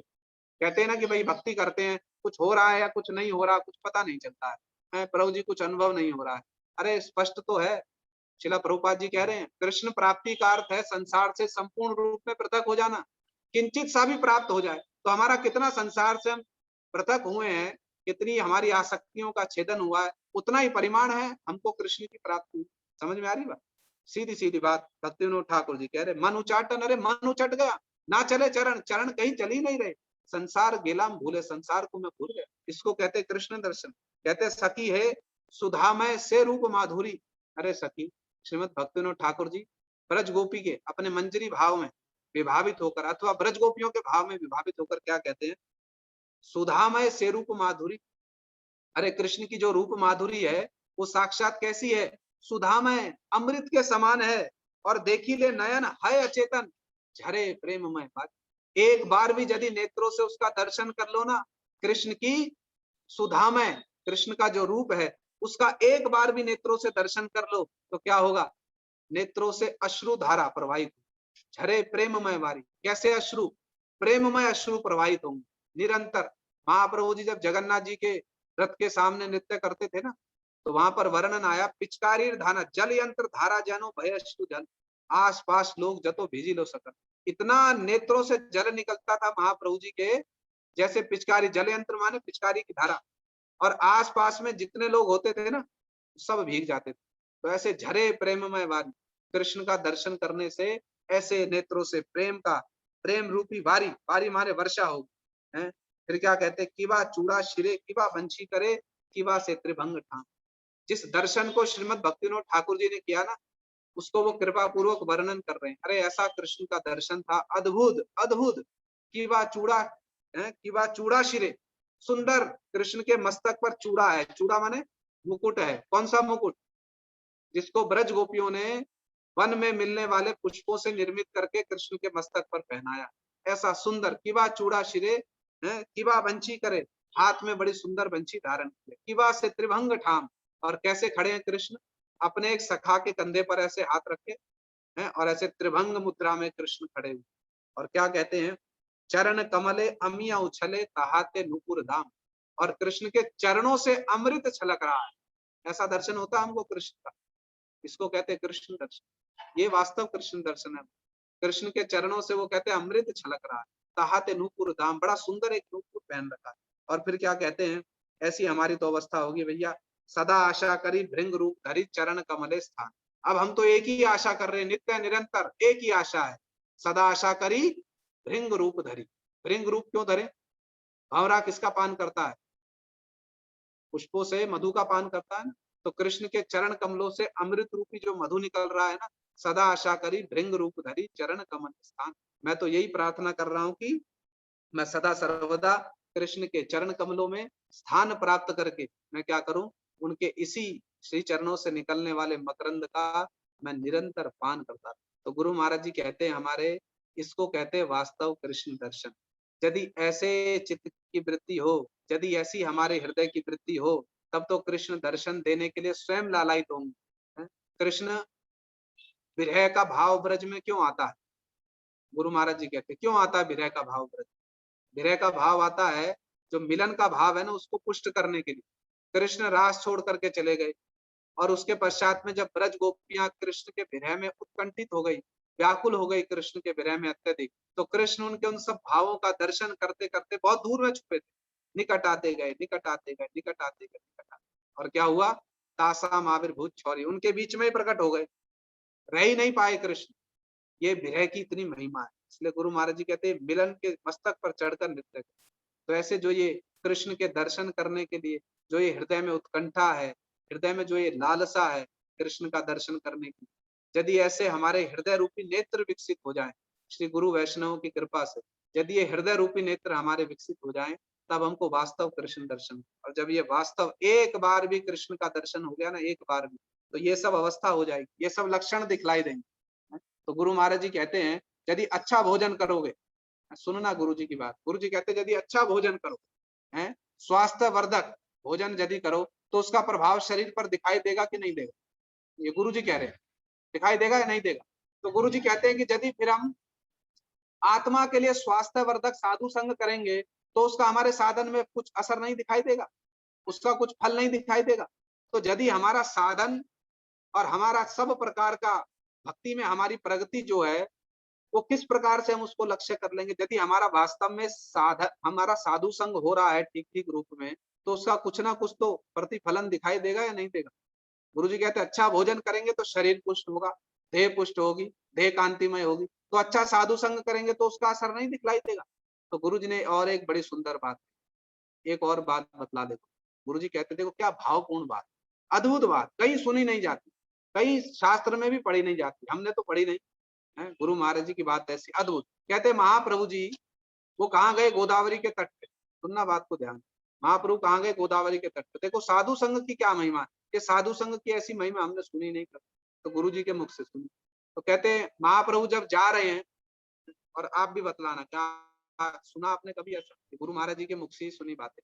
तो गुरु महाराज जी कहते हैं महाप्रभु जी जा रहे हैं जब गोदावरी के तट पर, दक्षिण की यात्रा में जो तो गोदावरी गए ना, तो जाते समय क्या कीर्तन कर रहे हैं महाप्रभु बतलाना जरा, किसी को स्मरण है?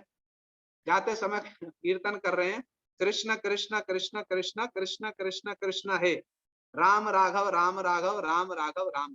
तो गुरु जी क्या कहते हैं, देखो क्या विचार बता रहे हैं, अद्भुत, हृदय को स्पर्श करने वाला। तो गुरु जी कहते हैं जब जा रहे हैं ना, तो कृष्ण का भी कीर्तन कर रहे हैं, राम का भी कीर्तन कर रहे हैं, राघव का भी कीर्तन कर रहे हैं। अभी जाकर के उनका संग कहाँ हुआ?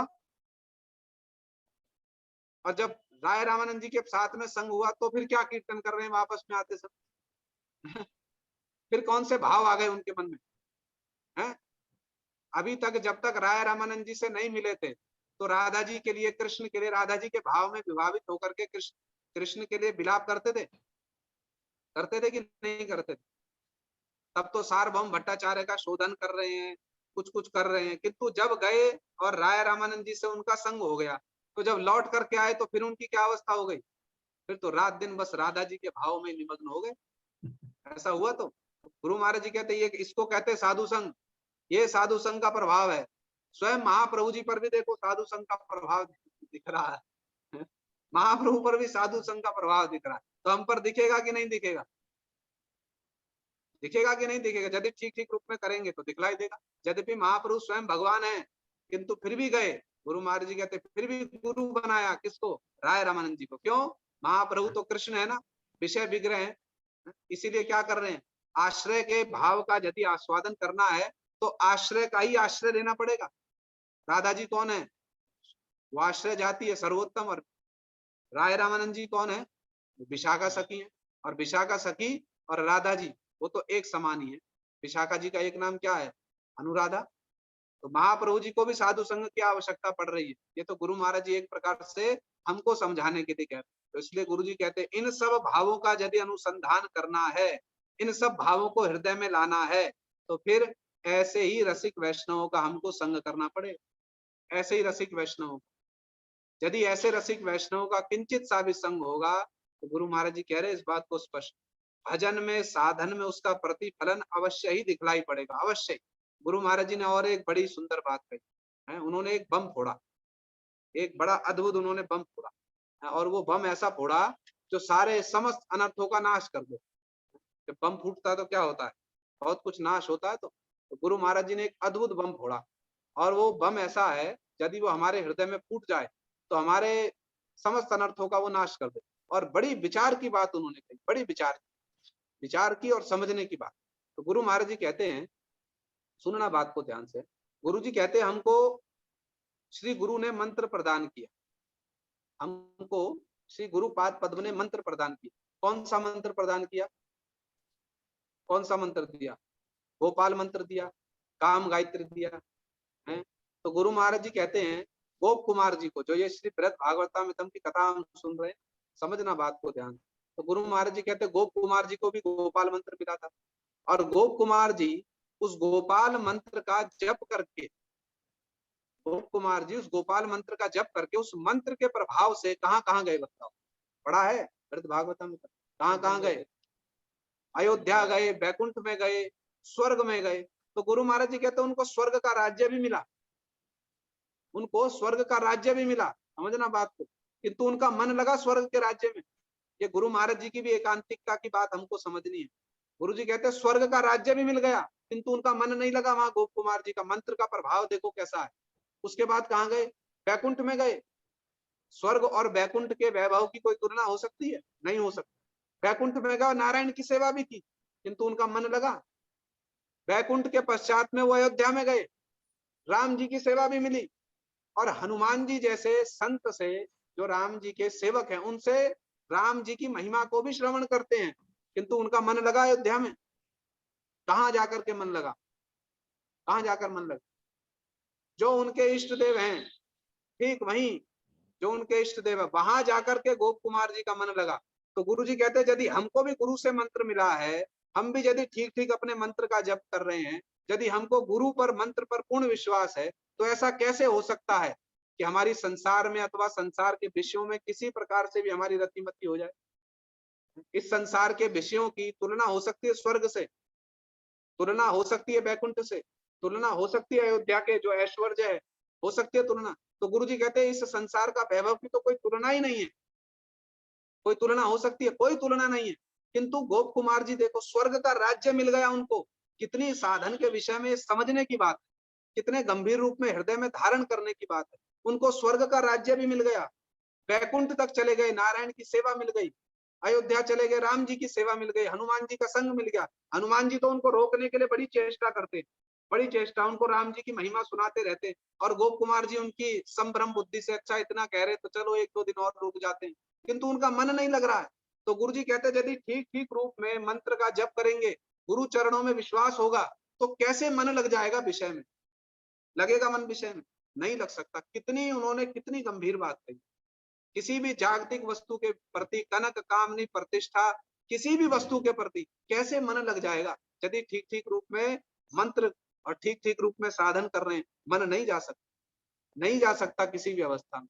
तो गुरु महाराज जी कहते हैं इसलिए बड़ा हम लोगों को इस विषय में सावधान होकर के, हमको एकांतिकता के साथ में अपने गुरु वचनों पर सुदृढ़ विश्वास रखते हुए अपने साधन को, अपने भजन को यदि हम लोग ठीक ठीक रूप में चलें लेकर के, तो गुरु महाराज जी के इन सब भावों का हमको कभी ना कभी किसी ना किसी जन्म में अनुसंधान हम लोगों को प्राप्त हो सकता है। तो इसलिए आज बहुत ही विशेष दिन है, बहुत आज विशेष दिन।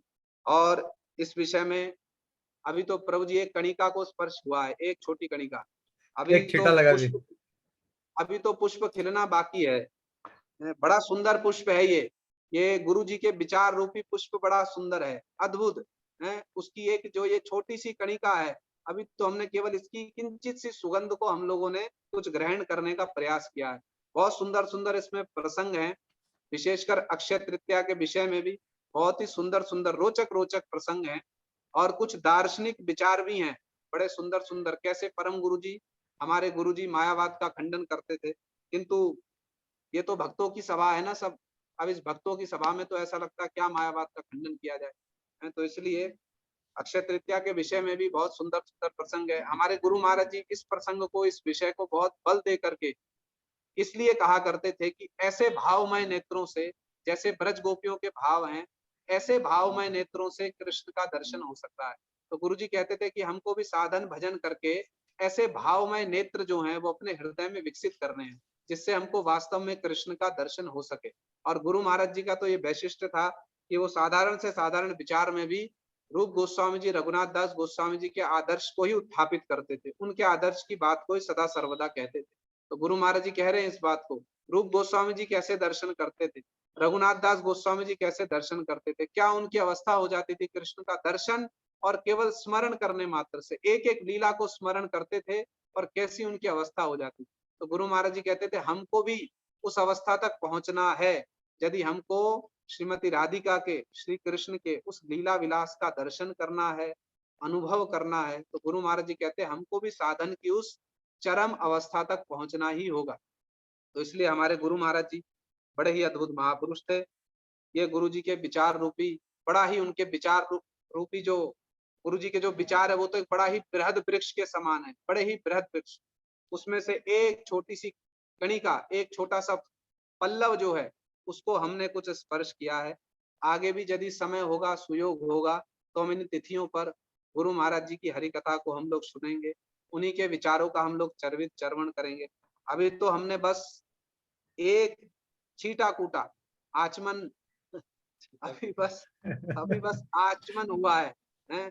इसी आचमन को करते करते हम जानेंगे कि गुरु महाराज जी की महिमा रूपी सागर में हमको स्नान करना है, कैसी उनकी अद्भुत महिमा है, कैसे उनके विचार वैशिष्ट है, कहाँ से विचार लेकर के आते थे। हम तो सुनते हैं ना, बस स्तंभित हो जाते हैं, मन से सुनना तो दूर, बस एक ही बात निकलती है, अरे भैया क्या कथा कहते हैं, क्या कथा कहते हैं, बस मुख से यही बात निकलती है, क्या अद्भुत विचार कहते थे और कैसे भावाविष्ट होकर कहते थे।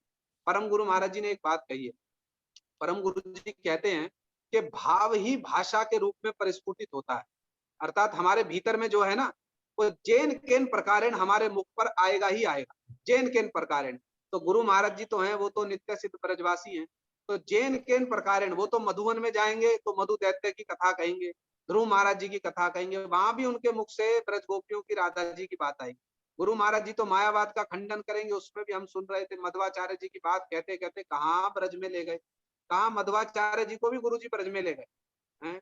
गुरु जी क्या अद्भुत बात बतला रहे कि लोग कहते हैं अरे मध्वाचार्य जी नारायण की सेवा करते हैं, अरे नारायण की सेवा कैसे करें, उनके तो आराध्य देव गुरु जी कहते वो तो बाल गोपाल हैं, दंडधारी बाल गोपाल, तो वो तो किसकी आराधना कर रहे हैं। तो मध्वाचार्य जी को भी गुरु जी ब्रज में ले, कैसी गुरु जी की अद्भुत महिमा है।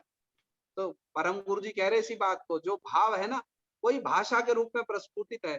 हम जिस वस्तु का अनुशीलन कर रहे हैं ना, वो जिस किसी प्रकार से हमारे चरित्र में, हमारे मुख में, हमारे आचरण में, वो जिस किसी प्रकार से प्रस्फुटित होगी ही होगी।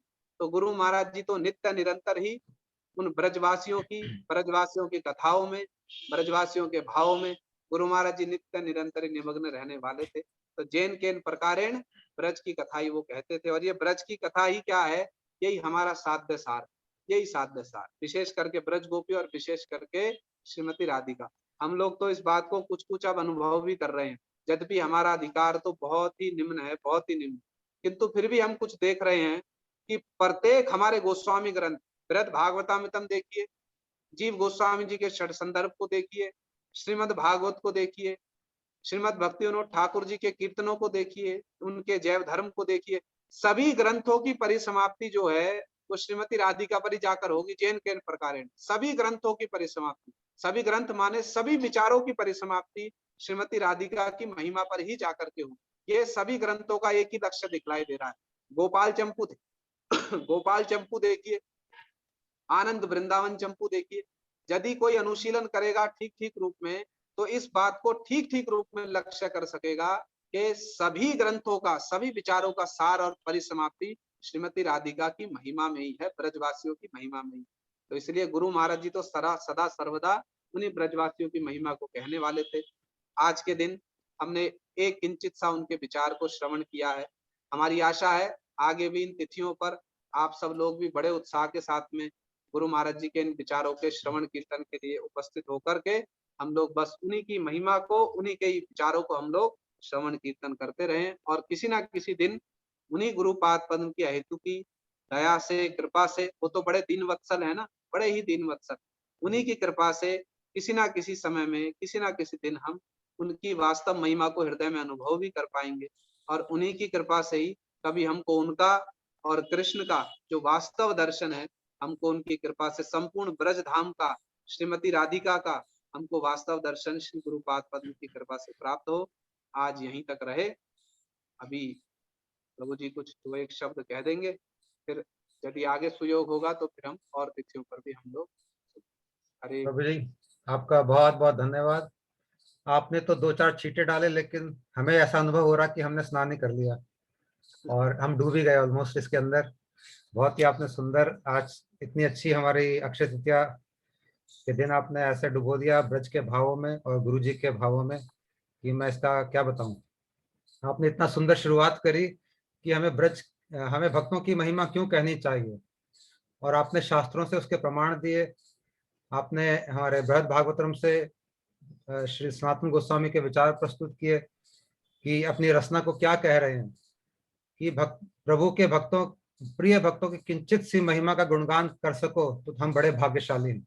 किंचित सी महिमा, सारी तो हम कर नहीं सकते, हमारी सक्षमता नहीं है, सामर्थ्य नहीं है, क्योंकि हम बद्ध हैं और वो मुक्त है, तो हमारी वहां पहुंच भी नहीं है उनकी सब कुछ जानने के लिए। पहली बात तो जानना, हम जानते भी नहीं तो वर्णन क्या करेंगे, लेकिन अगर थोड़ा भी कर लिया टूटी फूटी भाषा में ही, तो सनातन गोस्वामी ये बात कह रहे हैं कि अपनी रचना को परम भाग्यशाली समझता हूँ। तो हम लोगों का तो कहना ही क्या, जब सनातन गोस्वामी ये बात कह रहे हैं और हमारी क्या स्थिति है, तो हमारे ये छोटा सा लड़खड़ाते हुए हमारा प्रयास है, तो हम तोतली बोली में हम किसी तरह से गुरु जी के बारे में, उनकी चरण धूल की कुछ कुछ महिमा कर सके। तो आपके ही प्रोत्साहन से ये कार्यक्रम बड़ा अच्छे से चल रहा है। और आपने ये भी कहा कि भगवान के महात्म्य से भक्तों की महिमा अधिक श्रेष्ठ है। इस बात का मैं साक्षात अनुभव कर रहा हूँ जब से गुरुदेव की स्मृतियां सुन रहा हूँ अनेक अनेक भक्तों से। तो इसको सुनकर ही एकदम ऐसा लगता है कि बड़ा आनंद में डूब जाते हैं हर रोज, और ऐसी अनुभूतियां, ऐसा लगता है कि इससे बढ़िया कोई चीज नहीं हो सकती, गुरु जी की महिमा के बढ़िया कोई चीज नहीं। तो ये आपने बहुत ही अच्छा बात कही, और हम सबको इसमें लगना चाहिए। सिर्फ गुरु की महिमा ही नहीं, मैं तो कह रहा हूँ भक्तों की महिमा भी। हर गुरु जी के भक्त जो है वो भी महिमा के लायक हैं, और वो भी सक्षम हैं, क्योंकि वो गुरु जी के शिष्य हैं। तो उनकी भी महिमा हमको अधिक से अधिक सुननी चाहिए, जो हम सुन रहे हैं रोज ही। और आपने प्रभुपाद जी के बड़े सुंदर विचार इसी विषय पे प्रस्तुत करे। देखिए कितने तरीके से आपने बताई हर चीज को, इसकी स्टार्टिंग करी शास्त्रों से, प्रभुपाद जी के विचार, सनातन गोस्वामी जी के विचार। अब प्रभुपाद जी यहाँ कह रहे हैं कि चैतन्य महाप्रभु के भक्तों के चरणों को पकड़ ले तो महाप्रभु के चरणों की मकरंद सुगंध मिल जाएगी। ये आपका विचार जो प्रभुपाद जी ने कहा, ये हमारे लिए बहुत जरूरी मैं समझता हूँ कि महाप्रभु के जो आश्रित भक्त लोग हैं, जैसे कि हमारी संपूर्ण गुरु परंपरा, हमारे सभी गुरु भाई, इनके चरणों को भी अगर हम पकड़ लें तो महाप्रभु जी के चरणों की कुछ ना कुछ सुगंध तो मिल ही जाएगी, अवश्य ही मिलेगी। तो यही हमारा उद्देश्य है कि हम ऐसे भक्तों के चरणों में चरणाश्रित हों। और आपने फिर लास्ट में गुरु जी की महिमा कहते कहते बहुत ही सुंदर बात कह दी कि गुरु महाराज जी के चरण के स्पर्श के बाद माला कर सकते हैं कि नहीं कर सकते। मैं समझता हूँ ये शंका तो बहुत लोगों को आती होगी अवश्य ही, और महाराज जी का भी क्या उत्तर था उसमें भी, मतलब ये सोचने वाली बात है कि गुरु महाराज जी कैसे दिव्य उत्तर देते थे कि अगर आपको लगता है कि धोना चाहिए तो अवश्य ही धो लो, क्योंकि आपका विश्वास ही ऐसा है।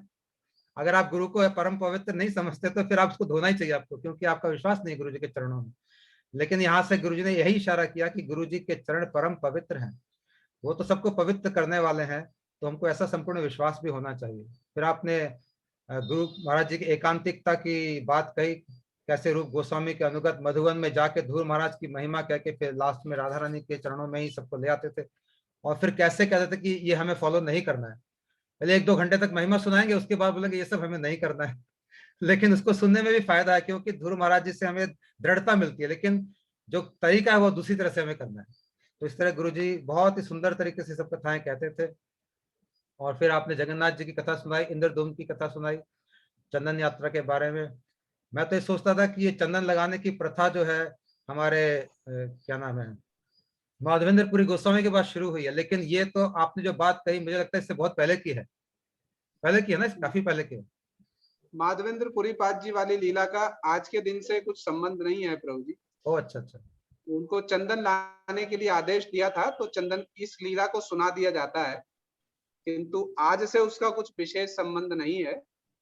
ये वास्तव में ये सब जो प्रथा आरंभ हुई है, ये जगन्नाथ जी ने स्वयं महाराज इंद्रद्युम्न जी को आदेश दिया था। ऐसा स्कंद पुराण के उत्कल खंड में ऐसा वर्णन, जो श्लोक भी हम लोगों ने सुना। तो आपने बहुत ही सुंदर इसको क्लैरिफाई भी कर दिया, क्योंकि काफी लोग यही सोचते हैं कि माधवेंद्रपुरी जी के शायद बाद में शुरू हुआ हो, लेकिन यहाँ पे बहुत पूर्व में जाता है इसकी इतिहास जो है। आपने सीधे जगन्नाथ जी से शुरू किया और इंद्रद्युम्न महाराजा से शुरू किया है। तो यह हमको सबको ठीक से समझ में आ गया कि बहुत प्राचीन प्रथा है और माधवेंद्र पुरी उस प्रथा में एक श्रृंखला हो सकते हैं मेरे ख्याल से इसी प्रथा के अंदर। फिर आपने बहुत ही अच्छी बात कही जो कि मुझे बहुत सुंदर लगी, जो नंद बाबा की गोष्ठी के बारे में बात कही। नंद बाबा मथुरा में बैठ के अपनी गोष्ठी कर रहे हैं, तो वो मथुरा की वृंदावन है। मुझे तो लग रहा है आप यहाँ बैठ के गोष्ठी कर रहे हैं, हम सबके घर में वृंदावन आ गया। कोई दिल्ली में बैठा है, कोई बॉम्बे में बैठा है, कोई कहाँ बैठा है, लेकिन आपके माध्यम से जिस प्रकार नंद बाबा मथुरा में बैठ के ब्रज को वहां ले आते हैं, उसी प्रकार मैं समझता हूँ कि आपने गुरु जी की याद दिला के उनकी कथाओं की कुछ कणिका हमें दे के हमारे सबके घर में वृंदावन को प्रवेश करा दिया है, उन भावों को प्रवेश करा दिया है। और आपने कहा कि कृष्ण का दर्शन करने के लिए ब्रज गोपियों जैसी चित्त वृत्ति चाहिए। देखिए, हमें तो कृष्ण का दर्शन पता नहीं होगा कि नहीं होगा, लेकिन मैं समझता हूँ अगर गुरु जी के दर्शन भी हो जाए तो ही बहुत है, क्योंकि गुरु जी के दर्शन भी बहुत ही महान है, मैं समझता हूँ बहुत ही बृहद है। बल्कि गुरु जी के चरणों के धूल के भी दर्शन अगर हमें हो जाए तो मैं समझता हूँ हमारा जीवन सफल है, क्योंकि उनके चरणों के, उनके प्रिय भक्तों के, आप जैसे भक्तों को भी अगर हम समझ लें, गुरु जी को तो छोड़ो, उनके शिष्यों को भी अगर हम समझ लें कुछ ना कुछ उनके बारे में, तब भी मैं समझता हूँ कि हम बहुत कुछ पालेंगे।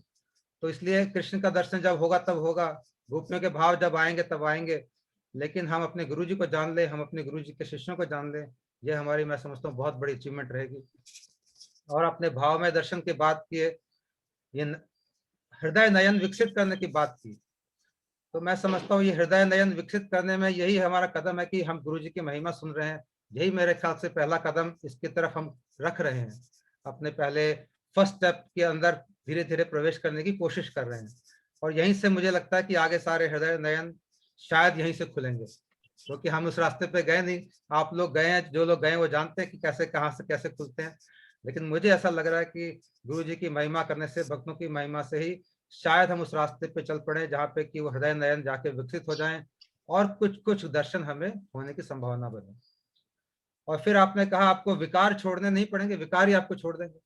ये तो बहुत सचमुच ही ऐसी स्थिति है, और गुरु जी की कथा से हमको इसका किंचित मात्र थोड़ा थोड़ा अनुभव सा हो रहा है कि विकार तो याद ही नहीं आते जब हम इस गुरु जी को सुनते हैं, तो उनकी तो कुछ मतलब विचार में जब से गुरु जी की कथाएं चल रही हैं तो बड़ा ही एक अद्भुत सा माहौल बन गया है।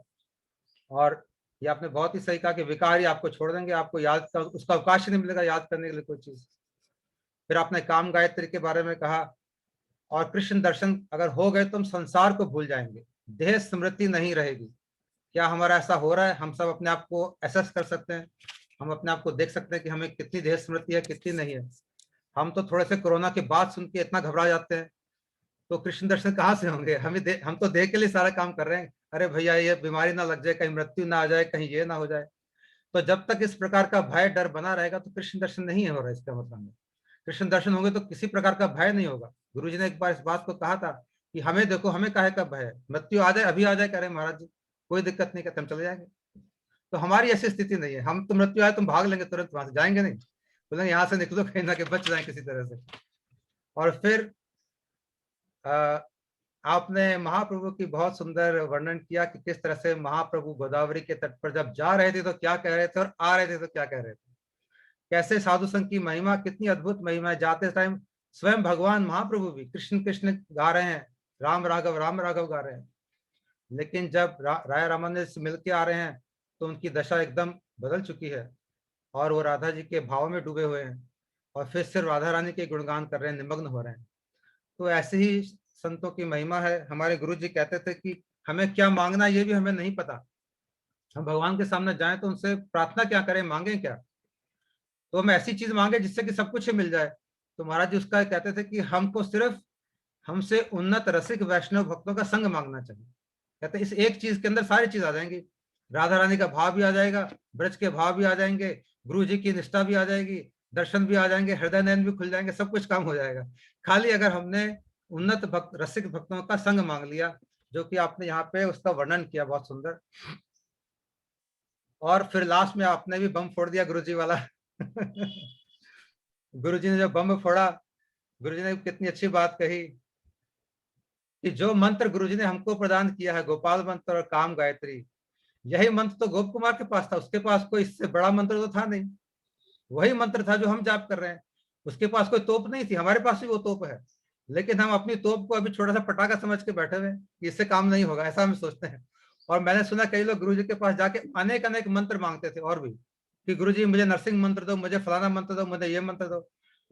तो गुरुजी भी हंसते होंगे हमें देख के कि भैया क्या मांगने आया, इसको पता नहीं मैंने पहले इसको तोप दे चुका हूँ और ये मेरे से अलग अलग मंत्र मांग रहे हैं। लेकिन महाराज जी भी उनका मन रखने के लिए फिर दे भी देते थे कि हाँ चलो तुम ये ले जाओ, ये ले जाओ। लेकिन हमें इस बात को जानना चाहिए, जैसे प्रभु जी ने कहा, और पूरा विश्वास करना चाहिए कि हमारा ये जो मंत्र गुरु जी ने दिया, गोपाल मंत्र, यह सब कुछ करने में सक्षम है। ये महामंत्र और गोपाल मंत्र मिलकर गोप कुमार की तरह हमें हर लोक में ले जा सकते हैं। स्वर्ग, बैकुंठ, अयोध्या, हनुमान, राम, सबसे मिलके भी उनका मन नहीं भरा, आनंद नहीं आया, तो अल्टीमेटली उनको राधा जी के चरणों में जाके ही विश्राम मिला। तो हमारी भी ऐसी, लेकिन हमारी तो कैसी विचित्र अवस्था है, हम तो बाहर कुछ और, एक गाड़ी देखे तो हमारा मन वहीं चले जाता है। स्वर्ग को छोड़ दो, बैकुंठ को छोड़ दो, अयोध्या को छोड़ दो, हम छोटा सा कुछ और देख ले तो हमारा मन वहां खींचा चला जाता है, क्योंकि हमें मंत्र के अंदर विश्वास नहीं है अभी। ये विश्वास नहीं है, हमारा समर्पण भी नहीं है। गुरु जी कहते थे जब हम दीक्षा लेते तो हम कहते हैं कि हम समर्पण करते हैं गुरुदेव को, लेकिन वो समर्पण समर्पण नहीं है, वो उसकी छाया मात्र है। थोड़ा सा कुछ हमने एक रिलेशन बनाया है, लेकिन जब हमारा समर्पण होगा जैसा होना चाहिए और ऐसा विश्वास होगा जैसा कि आप समझा रहे हैं, मंत्र के प्रभाव का विश्वास जो होगा, तब अवश्य ही हम इन लोकों में जाएंगे, अवश्य ही। और इनको दर्शन करके भी यहाँ प्रणाम करके आगे निकल लेंगे, जैसे कि गोप कुमार जी निकल लिए। तो प्रभु जी आपने बहुत ही सुंदर, हम तो आपकी बातें सुन के कृत्य कृत्य हो गए, हमारा हृदय प्रसन्न हो गया। हमारे को आपने तो 2 बूंद फेंकी, लेकिन हमें लगा कि आपने पूरी बाल्टी इसका फवारा डाल दिया हम सबके ऊपर। और आपके चरणों में यही प्रार्थना है कि आप बीच बीच में अवश्य आया करें, देरी ना करें, बीच में गैप ना दे ज्यादा।